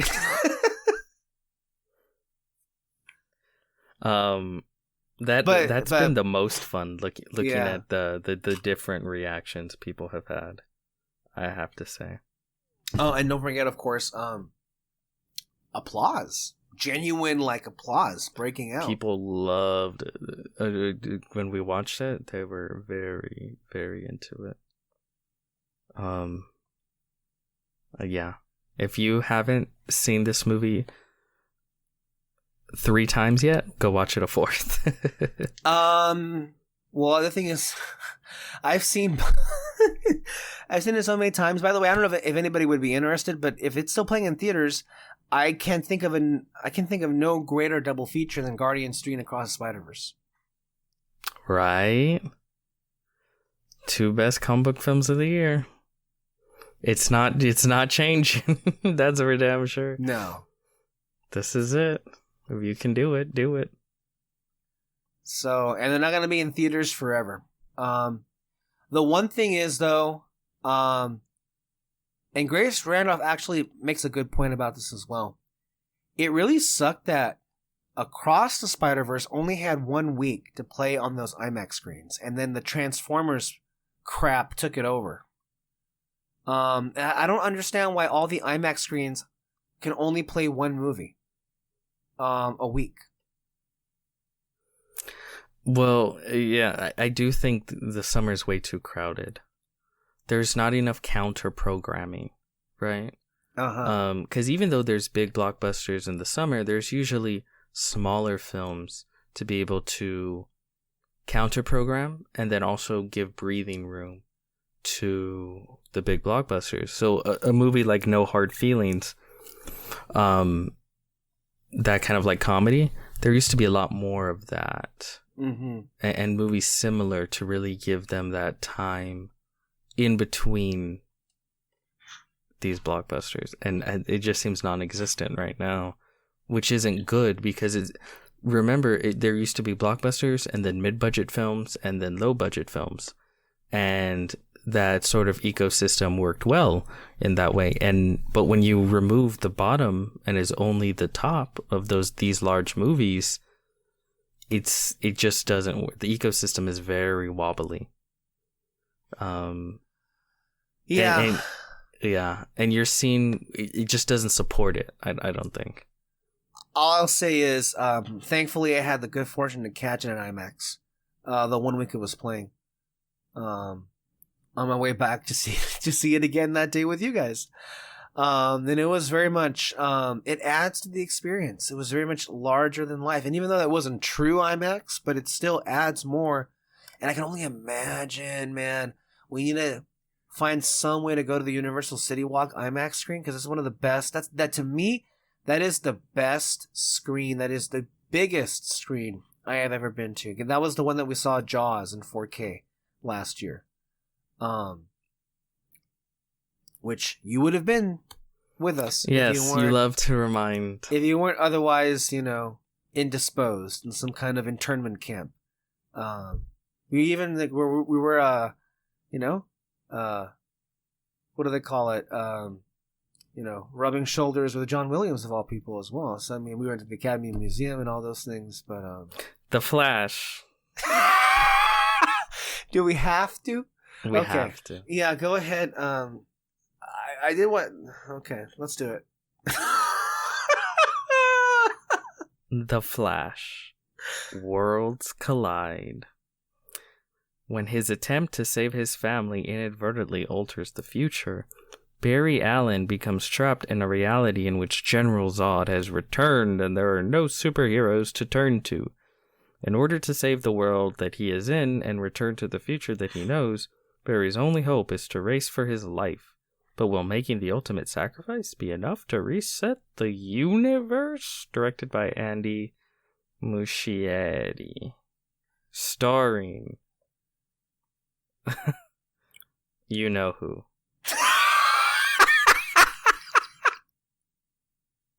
And most importantly, Sasha Calle as Supergirl. You know who's in the movie. Yeah. Okay. You mentioned her earlier before in the podcast, Grace Randolph. I think she made a good point months ago when I think the Super Bowl trailer dropped about how much anyone can be expected to care about a film like this that is so deeply rooted in a universe that is much maligned. Yeah. It has been much maligned since 2013 when it began. By the way, that's a whole decade. This movie comes out a whole 10 years after Man of Steel, which only began a series of films that were never that well received by audiences, which has led to year and year after disaster after disaster, ruin after It's been a decade ruin, of disasters, yeah. Regime change after regime change. It's just been a never-ending series of films that have failed to connect on top of never-ending drama going on behind the scenes that has really also hilariously, crippled some careers in this industry because of all. It's just been like it's just been shit, this entire situation. And you would have thought that by the time that Justice League came out in 2017, there was a pretty clear indication of what things needed to be and needed to go as far as like cutting this thing off at the seams and then just starting over again. But there was a refusal to do that. Now that, to be fair, it's not entirely without merit. And everybody, I think, has, their own relationship with these movies. I want to say, by and large, though, the universe has failed. It has been an abysmal failure, and that is why the films themselves not only do not connect, but also don't garner that much interest because this thing as a universe never materialized anywhere near what Marvel was at Marvel Studios. It's just the reality of it. But that being said, your mileage always varied on like what they were able to produce. For example, the Shazam films, I think, are like some of the best stuff and actually good work that came out of this universe.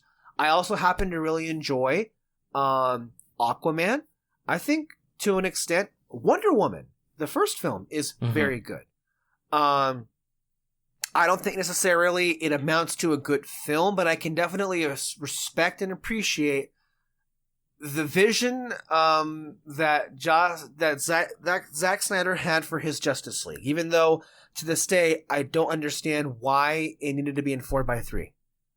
I don't understand why it needed to be 4 hours. I mean, hey, we were there for the experience, man. It was COVID. Like, it was a time to be alive, even when people were dying. So I mean, it was an experience. That's why I didn't call it a good movie, but it was an experience. And I even though I said some not so nice things about Zack Snyder in the early days of this podcast, I really appreciated the fact and respected that he was able to get a chance to have his vision, brought forth in one way or another. Even though, as we all know, his cult is very toxic. Yeah. It's very cultish. More than toxic, just annoying. Yes, absolutely.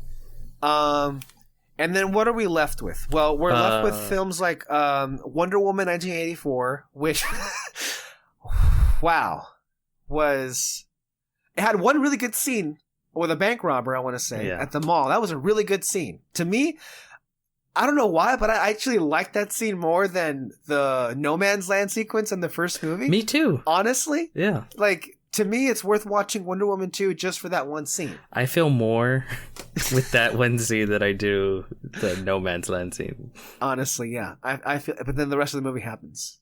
Yeah. That's the problem. Birds of Prey was mostly okay. You know, I think it had its enjoyable. moments. I don't think it's terrible. It's one of those where it's like, yeah, it's okay. Yeah, it definitely had its moments. How are you missing? No, I'm saying DCEU. 'Cause I'm trying to parse through, like, okay, I'm not counting Batman, I'm not counting Joker. Those are different things altogether. I know I'm missing, of course, the dumpster fires, but I mean, I think we're all The Suicide Squad. No, I'm saving that for last. Okay. I was because you said I'm missing the dumpster fires. I was like, whoa. I was saving the extremes for the end, is what I was doing. So, Suicide Squad and Peacemaker are without question, the best things to have come out of the DCEU by a long mile. Yes. And by the way, so will Peacemaker Season 2, which he's going to make. So fuck you, all of you listening at home. If you're pissed off about that, you're going to get more Peacemaker. Another one of your TV shows saved. So Peacemaker and Suicide Squad are far and away the very best. Of course, not counting any of the Elseworld stuff like Joker, which I very much do not like and never have. And then, of course, the Batman, which I adore completely as my favorite Batman movie. Yes. That's not counting any of that. Okay, now what was left is the films that were so bad that really is why we're in a state of ruin where we are right now, which is Man of Steel, Batman v Superman, Justice League. I mean, that's it, right? And Suicide Squad too. Yeah. Like those films right there are to this day, and it's been many, many, many years since those films come out, but they're still so bad that's why we're in this state where we're in right now. The repercussions have been monumental. And, I mean, it didn't help that those films literally all came out one after the other. Remember that time? That was a crazy time period. They came out one after the other, and to me, I know the one more than any of the other ones that I feel honestly deserves the to be mentioned in among the most incoherent movies ever made is BVS. That to me is like on a shining hill, just an example of like what not to do in any movie. In any movie, but much less a comic book movie. It's one of those things. There's a lot of revisionist history going on with those movies. I cannot be. We have the tapes. Moved. We have the tapes. We were there. We lived it. I will not be gaslit. We recorded our thoughts in real time from those years ago. We know we can go back, but we know our thoughts. They haven't really changed. In fact, they've gotten worse. Those films were awful. They're bad. And honestly, they're the reason why the DC universe is as shit as it is today. Because they tried to haphazardly continue them, and that was the wrong move. Yeah. But I think what really fucked them over was making the Wonder Woman movie. Because it did so well. It was too good to just drop. Then again, a sequel happened, and then like they just dropped her anyway. But that's what I mean. It fucked them over. Yeah. If they would have never made it, I think it would have been really easy for them to just be like, drop it all. We'll start over. But, and then, because Aquaman was also already in production. Yeah. And then that made $1 billion. So they're like, $1 billion. Let's just try and make this work. Yeah. Yeah. I'll say this. They had a lot. I mean, this is 10 years of executives coming in and out. I want to say that Walter Hamada, I think we was getting there, and I think it's a shame that Zaslav, I liked a lot of his ideas. I did too, and it's a shame that he was basically forced out when Zaslav came in, shelved the Batgirl film, yet somehow still okaying not just Black Adam, but then also the Flash, which, again, to remind people, what we're going to get into right now, it is a crazy, crazy time. And, Gunn, I feel like he somehow is getting a lot of, there are a lot of people that are just like unloading on him as if he's the one, because he's the face of it now, but like, sure, he's the face, but surely he should be held accountable for like what he contributes to this going forward, not for what has come before. Like, a lot of people are acting like, James Gunn literally just arrived a whole 10 years into this DCEU existing, and a lot of people are already like, well, fuck you, James Gunn. You caused all this to begin with. And I'm like, what?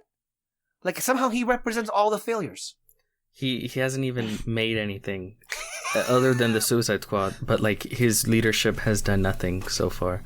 Because again, this is the thing. They're so fucked. Like, they have to release all these movies before they can even start over. Because they had like 4 movies backlogged. When James 2, The Flash, Black Adam to an extent, but you also had Blue Beetle and Aquaman 2. Yeah.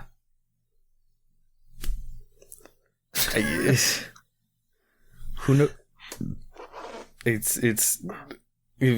I mean, I feel like maybe he really wants to get Superman into production, because who fucking knows if he'll even get to start his universe, because everything will go south before he's even officially in. Because there's so many fucking movies to release that he had no part in before he can even get there. And then the DC fans, I'm sorry, it's a fucking cesspool. Yeah. It's a fucking cesspool in there. And it's like, there's no winning with them, it seems like. No.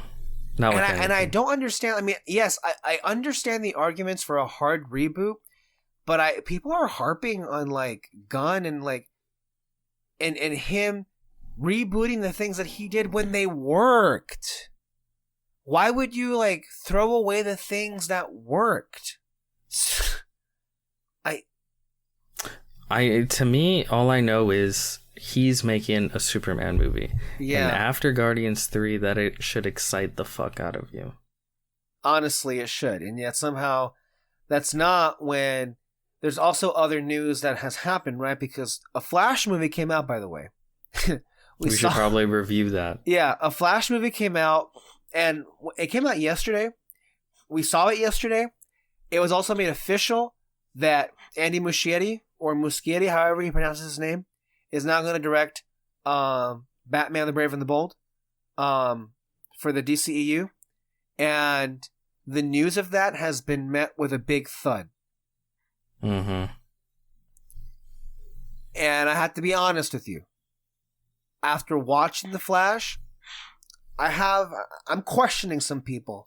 Questioning a lot of people, as a matter of fact, about what they were thinking and what they were thinking was going to happen. The main one I'm questioning is James Gunn. I'm going to be real. That's what I meant. Yeah. That's who I meant. Like, I have a lot of questions now, and suddenly I'm not so secure in it, and the idea of the guy that just directed The Flash, how that turned out, and him doing a Batman movie, all I'll say this. I'm happy Matt Reeves is sticking around. Yeah. I mean, god damn it, Sam Raimi offered to do the fucking Batman. Oh my god, dude. He did? Yes. They had asked him about it, and he was like, oh my god, I'd love to do a Batman movie. He's like, call me. You know how amazing he'd do, especially with a lighthearted Batman? Yeah. A more like comic booky Batman? Yeah. He'd be perfect for it, like perfect. With his dark but comedic sensibilities. Man. Yeah. I want to, but before we get into our feelings, I want to share with you a tweet thread by Houston Cawley. Did you read it? I mean, it's going to be read to me right now anyway. So. Okay, so that was a no. Okay, I'm going to read it to you right now for the whole audience's pleasure. By the way, his feelings are pretty brutal. This is what he says. I went into The Flash truly thinking that maybe I'd somehow be pleasantly surprised. This is the most offensively awful major blockbuster I've seen in a theater since Suicide Squad 2016. And it's not just bad. It's a ghoulishly, uncanny, and grotesque Cats level nightmare. This is an obnoxious movie full of disgusting food/puke related humor, uncanny valley CGI monstrosities that rival Polar Express, an insufferable lead character who is socially inept in ways that feel unbelievable, a paper-thin message, and a final shot so stupid my jaw dropped. I can't imagine being a Snyder fan and liking this. It's every bit as offensive in its stupidity and awful humor as Joss Whedon's Justice League, and does just as much to take Snyder's stylistic vision and Walmartify it. The movie just looks ugly and feels dumb. It is rich that this hits just after Spider-Verse, a movie that thoughtfully meditates on how tragedy defines heroism and whether we can change that. Where Across the Spider-Verse says, maybe this makes Barry's tragedy into an immutable canon event and rests on a contrived theme about moving on. This movie feels like it has a vendetta to make Ezra Miller as unappealing as possible.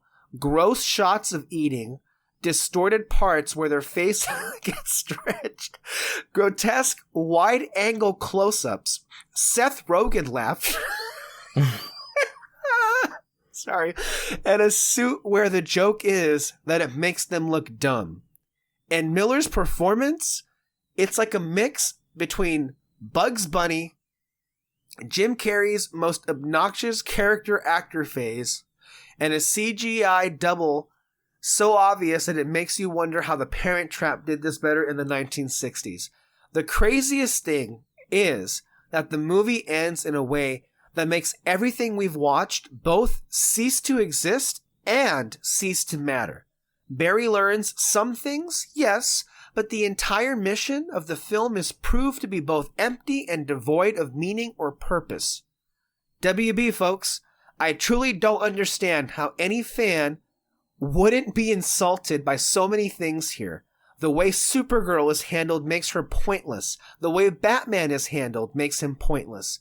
The Multiverse DC cameos are pointless. It is all so hollow. And may I reiterate, this thing is ugly. Not just the wax baby VFX, but the general overcast sky look during everything, not in the Speed Force. So much of it feels like the Civil War airport, but with less visual clarity. The aesthetic of a blurry, overexposed iPod Touch selfie.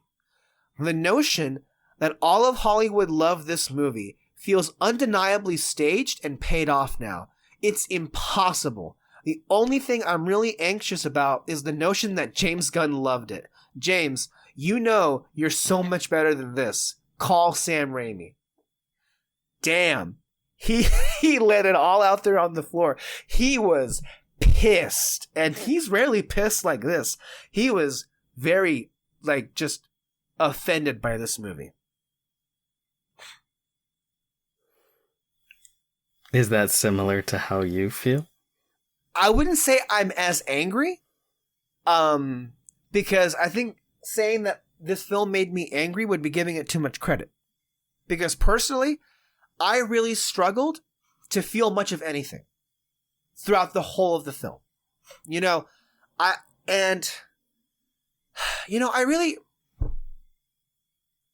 know it used to be that I'd go into films and I'd carry all the things said with me in it, and I would expect some things to be wonky. But at these last few years, I really do walk into a film, giving it a fair chance, and letting it do what it needs to do. Man, I tried so hard, and I tried many times, and a lot of it was like, this is not awful, this is not terrible, but why can't I get into it? I'm sorry to say, the whole thing happened, and not once did anything the movie did grab me. the first action sequence was actually pretty good. Like, I was into it. The baby stuff notwithstanding, it was a pretty good chase sequence. But then it kept going and going and going. But I'm sorry to say that the film completely failed in getting me to care about what was the emotional crux of the film. That being said, though, there were some nice moments with, Barry Allen's mother. There was some pretty good there was some good acting around the film. The acting, I don't think, by and large, was the problem. I think there were a great many problems with the film that I personally think contributed to me just feeling like I just wasted my time. Personally, I felt like I wasted my time watching this movie because it really felt lifeless and hollow. But I also feel bad because you could see it genuinely trying not to be that. And yet still, even with fucking Michael Keaton, man, even with him in the Batman suit, even with the theme, it still couldn't grab me. And I feel like a lot of what I really couldn't put into words turned me off about the film. Houston kind of like was doing a lot of the work there in that tweet storm, basically. What are things that I liked about it? Well, there are moments where Ezra Miller's performance are not annoying, and I cherish those moments.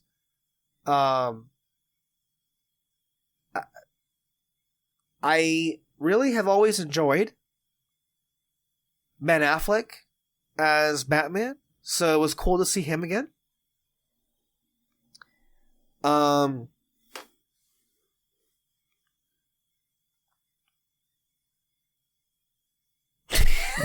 That's all you can think of? I'll say this. There were at times where I was mildly amused by the dynamic of the two Barrys. I enjoyed them invariably, but not consistently.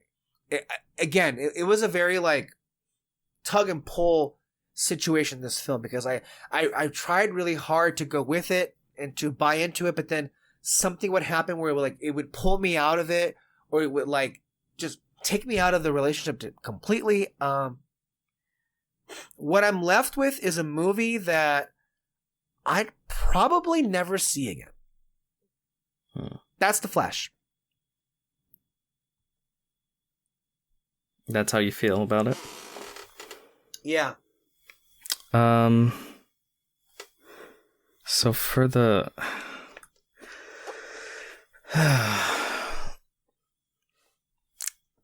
by the way, and I think Lon Harris or somebody else mentioned this, it was very much a choice to I don't know if you, a lot of the film, especially the third act, has to deal with events in Man of Steel. If you don't like Man of Steel, I don't know how you would like this. Yeah, if you like Man of Steel, it's so weird too because it plays with Man of Steel in like several big ways. This is the thing. I can see the bones of what could be like a really good comic book film in there. I do. Even from director Andy Muschietti himself. Because there is sort of things that he does that imbue themselves to me as like good, that I like. The goofy opening, it's like a cartoon. Mm-hmm. And you know, I like that kind of stuff. I think a lot of, specifically the action scenes with like Batman are fairly well done. Yes. Both Batmen that yes. appear, and I think I'm like, wow, like this is fairly well done, and maybe that's what had Suede James Gunn. Suede Gunn and go like, okay, like we should put him in Batman to a certain extent. Okay. But just thinking about it, since we've seen it, just the sum of its parts. It's been what, 24 hours, if that? About 24 hours. The sum of its parts just do not hold. They just don't. Too much of the film is it's not poorly paced, but you can tell this movie has gone through hell. Yeah. As far as like reshoots and rewrites and story bullshit that's thrown in, that was added here later, thrown in, that you can kind of see, and maybe given what it's gone through, it's the best version that it could have been. Like it could have been so much worse. I believe that's possible, but you can still see the scars of the million other movies it was supposed to be along the way, and that it doesn't make for bad editing or bad pacing, but it's visible, I think. And keep in mind, of course, that this is literally the entirety of the DCEU's existence. This film was in development for 10 years. I want to say that this film was first announced about the time that the Flash CW series premiered. By the way, the Flash CW series aired its finale. Ninth season. It's ninth and final season right before this movie actually opened in theaters. Ridiculous. That's how long it took. It's another sign of how just a nightmare the movie front has been for them. But yeah, there's just so much about the movie. Again, on some level, I like what they're doing with the story and the thing with his mom and sort of that stuff there, right? The problem is so much of the negatives, I think, outweigh the few positives I find with the film. And it's just it's not able to be held together as well as even something like No Way Home, which I think had a similarly, not as bad, but similar situation as far as like a troubled production. And I think that was able to be pulled together a lot better. And even though it suffers from a lot of the similar issues, the issues here I think are just multiplied in a ways where if I can kind of look past the issues I have with No Way Home and have fun with it, it just kind of becomes too much here. Just because again, it's that thing of like visually, it's a lot of it's ugly, like very ugly, and everyone's talked about the CG. It is bad. A lot of it is very bad. And maybe some of it was a stylistic choice. If it was a terrible, terrible choice, like god awful choice. Again, story and character wise, especially like I actually really like the actress, and what they're trying to do with like Supergirl, but she also feels like a character that was like last minute as far as when they were just trying to throw together the script or the story or decision of like whether they're going to actually include Superman or what characters they're going to include, what Batman they're going to include.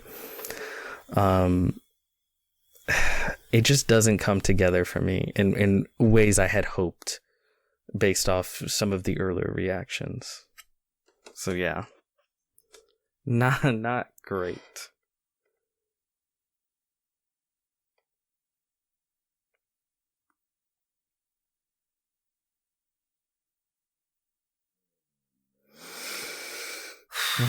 Yeah,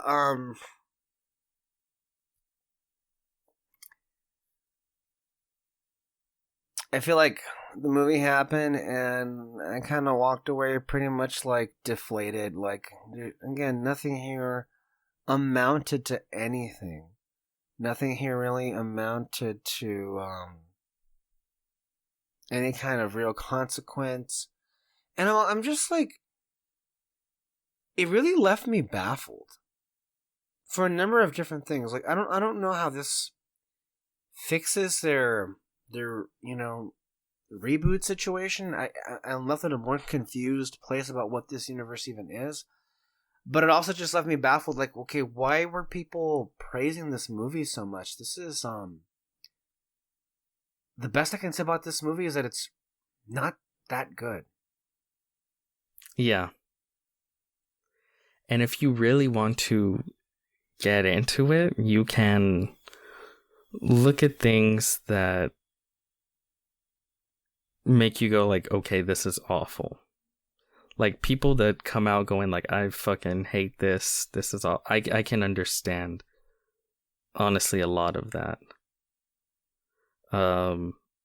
Like, from just the weird performance that I think Ezra Miller is giving as the I don't know if he's supposed to be like within the film like differently abled or like something on the spectrum, right? On the spectrum, yeah. That's never addressed, and it threw me off. Oh yeah, because several times it happens, and I'm lost.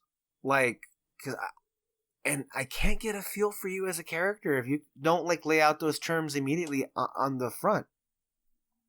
Yeah, because I'm not sure. It's like, is that what you're trying to convey? Is this just like a weird character choice by Miller himself? Does this... I don't know. Yeah. It's just one of those things where throughout the film I'm like, is this part of it? I'm not I don't know. Yeah. Because I think a lot of, I don't know. So that kind of makes things different when it comes to his character. There's really no side characters beyond Batman and Supergirl. Yeah. And again, there is something sort of similar to No Way Home in that like the first third or so of the movie feels like it's its own movie. Like it's very much with this, you have modern day Flash and then like 2013 Flash, and then he's sort of seen how his life is different, and they're going on their own little like Back to the Future adventure, right? But then once it just hits a point where it's like, okay, now it's Batman, it's Supergirl, it's more about this stuff than the previous stuff. And it's like, well, that first third of the movie is the movie that we originally intended to make, and then the other 2/3 or half is now what we're gonna do because money. Yeah. And then Oh man, I just like the part where it was really just like it was like crashing in, where it just like was not going to work for me, was when so much was already happening with Michael Keaton. Mm-hmm. And I got to be honest with you, I was zoning out. Yeah. I was zoning out. Like, it was spacing out. I was just like, I was so uninterested. Part of my brain just like turned the movie off. I just don't. And again, there's some things that I like they did. Again, the action sequences were fun, but ultimately it just, even his character, it just felt very, it never came together for me. No. And I was never as interested as I feel I should have been, which is really unfortunate because it's Michael Keaton's Batman. How do you mess that up? Especially when he looks great. Especially in the role as well, in the suit. Yeah. And I know it's not done normally, and I know the VFX were wonky as all hell, all over the place throughout the movie, but with both of the Batmen here, we get like rare action sequences with them in the daylight. And not at night. And it's like, if you're gonna do Batman in the daylight, like, you really gotta make it work.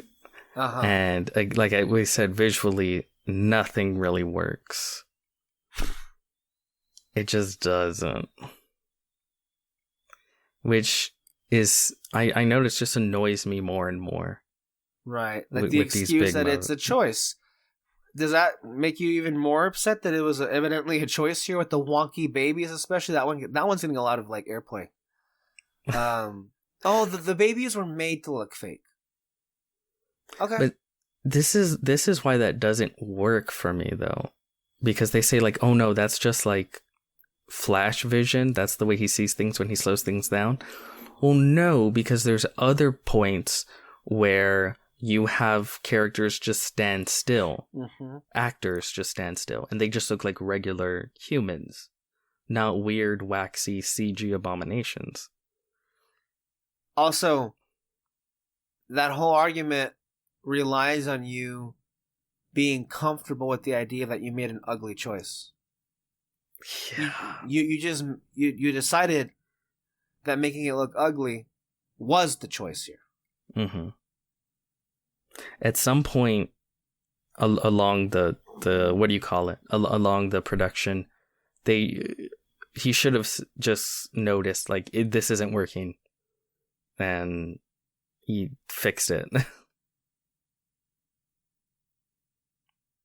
So, yeah, I'm sorry to say, there's not really much to say about this movie. It's very uninteresting and honestly kind of boring. What's more interesting is about what the hell was the big hubbub about? Like, was it just like a smokescreen campaign to get people into thinking this was actually good to go and pay money for it? Is that what was the strategy here on the part of Zaslav and Gunn?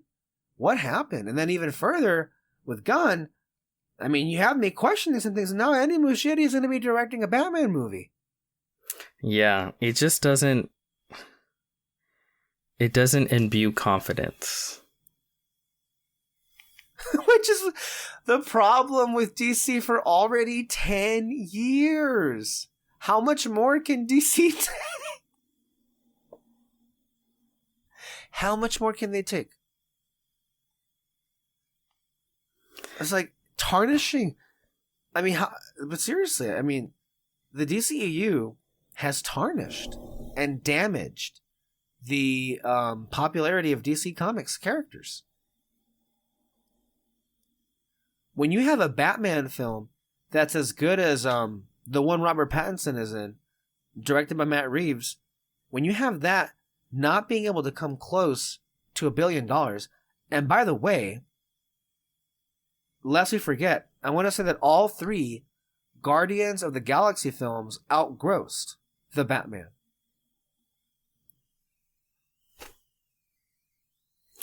I think this is why ultimately I think there's just so much riding on the Superman film.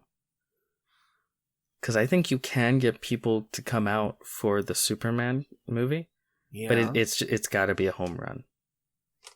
I think everything kind of relies on that.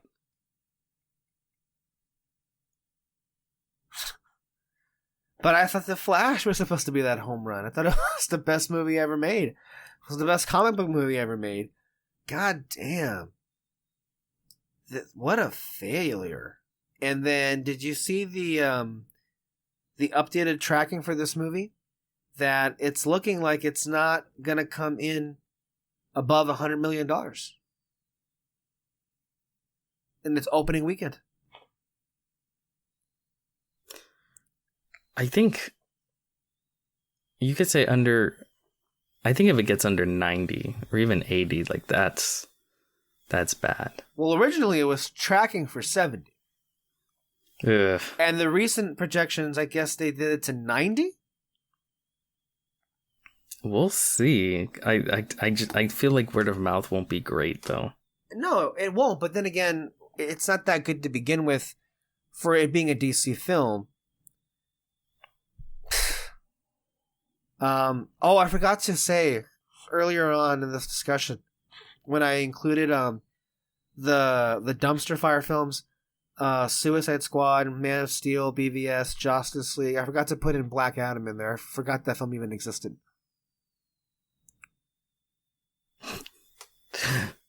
That's right, Black Adam. You didn't include it the first time, huh? No, I forgot it entirely. It was... Now, the worst thing about that film is just how forgettable it is. Yeah. So, real quick, I guess we have to talk about this right before we go. The cameos. The cameos. Oh no, the cameos. The things that we're here to see. Yeah, man, I'm telling you. I couldn't believe how many times that guy in front of me was like literally picking up his whole arm and pointing at the screen as if no one else could see who was there in front of us.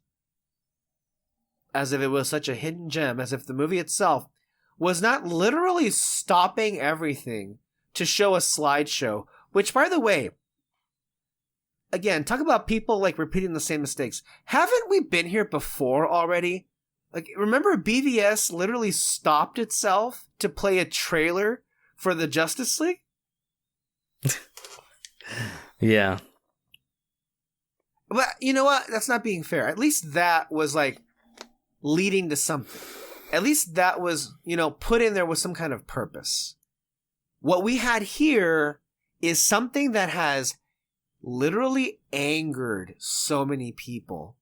It has disgusted so many people. The reactions I've seen online to these moments, man, the fury.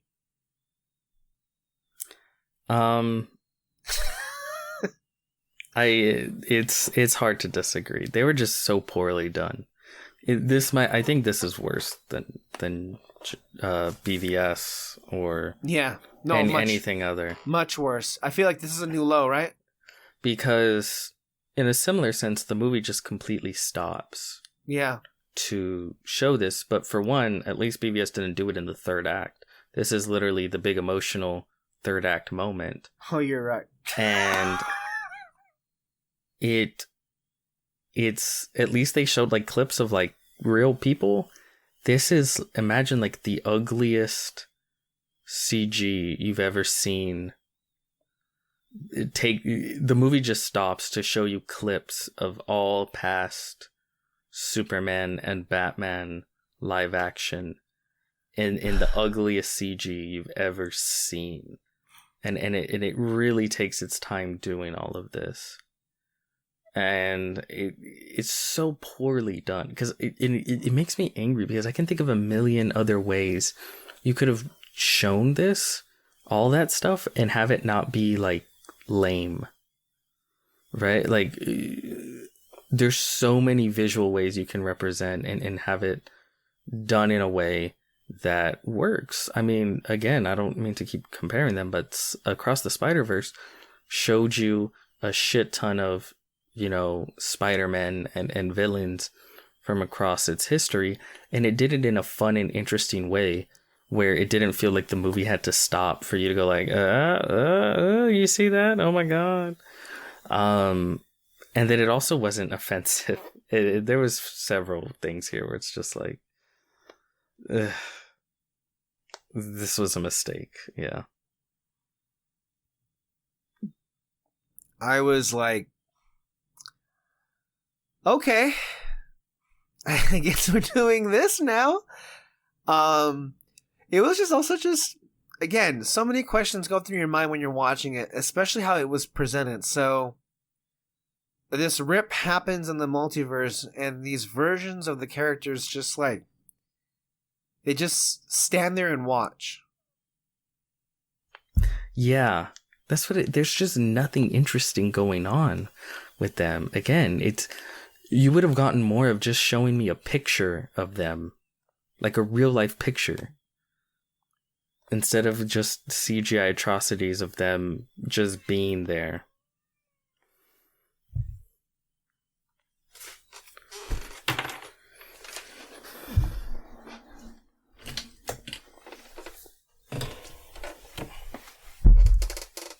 Yeah, man, that was pretty bad.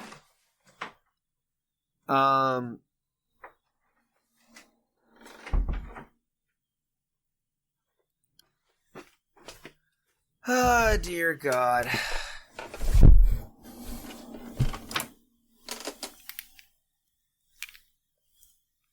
Yeah, I just like there really isn't anything else to say. It was just a really not good movie. Yeah. And you wonder. I mean, to me, it's like it's more of the same. It's more of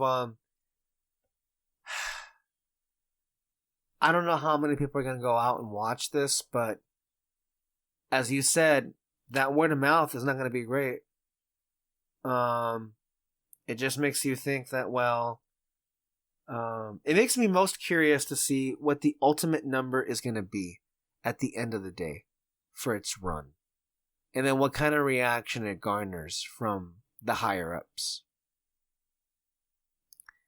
Because, like, people are already making, like, a lot of assumptions. In the same way that, like, people are already, like, placing bets how long until Kathleen Kennedy fires James Mangold off that fourth Star Wars film, depending on how, bad Indiana Jones 5 does. People are already placing bets about how long they're going to take off Andy Muschietti off the Batman film. Although, I don't know how good of a chance either happens. I don't think he's going to take him off. No, because Gunn seems to really like Andy Muschietti. And he seems... Well, the fact that they literally announced it yesterday, and it's like, oh yeah, 100%, he's gonna make it. I don't know. Yeah. If it takes like years to get off the ground, he may be able to go like, oh, scheduling conflicts. We're not gonna be able to. I can maybe see that, but when was the date? 2026, 2027? I don't even know. I'm not looking at dates anymore. It's pointless. What was the most ridiculous thing was Avatar 5, 2031? Then why, yeah, not even thinking about it. 2031, 22 years after the original came out in theaters. Yeah. And I think, was there a clip out there that, I didn't see it, but like James Cameron just saying, yeah, this is the rest of my life. That I will spend the rest of my life making Avatar movies. That he said it himself, I think. Yeah. I mean, the way it's coming, yeah. By the way, were these delays related to the writer's strike? 100%. Okay, just because it wasn't just like normal delays, but because these movies have been delayed many, many times before. But Disney likes to. They hate delays. They'll rush shit out. Mm-hmm. I really do think it's the writers. I think they're on such a strict schedule to get these things done, because they pump out so many blockbusters a year now, that the writers' strike has sort of forced them to move stuff.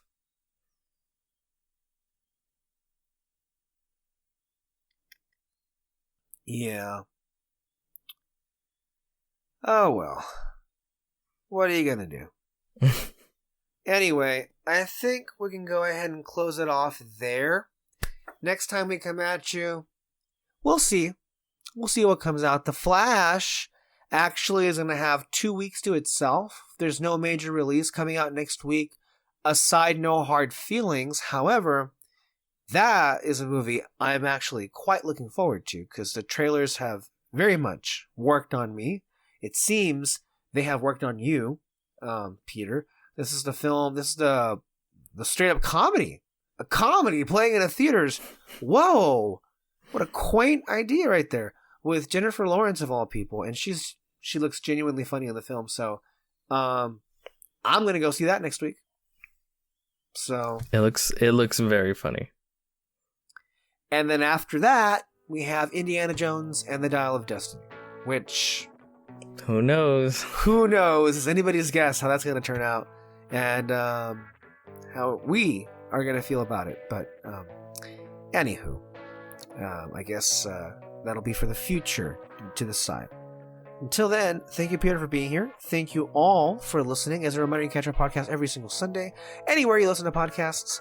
Until then, stay under our spotlight for more content and more, and we will see you next time. Bye!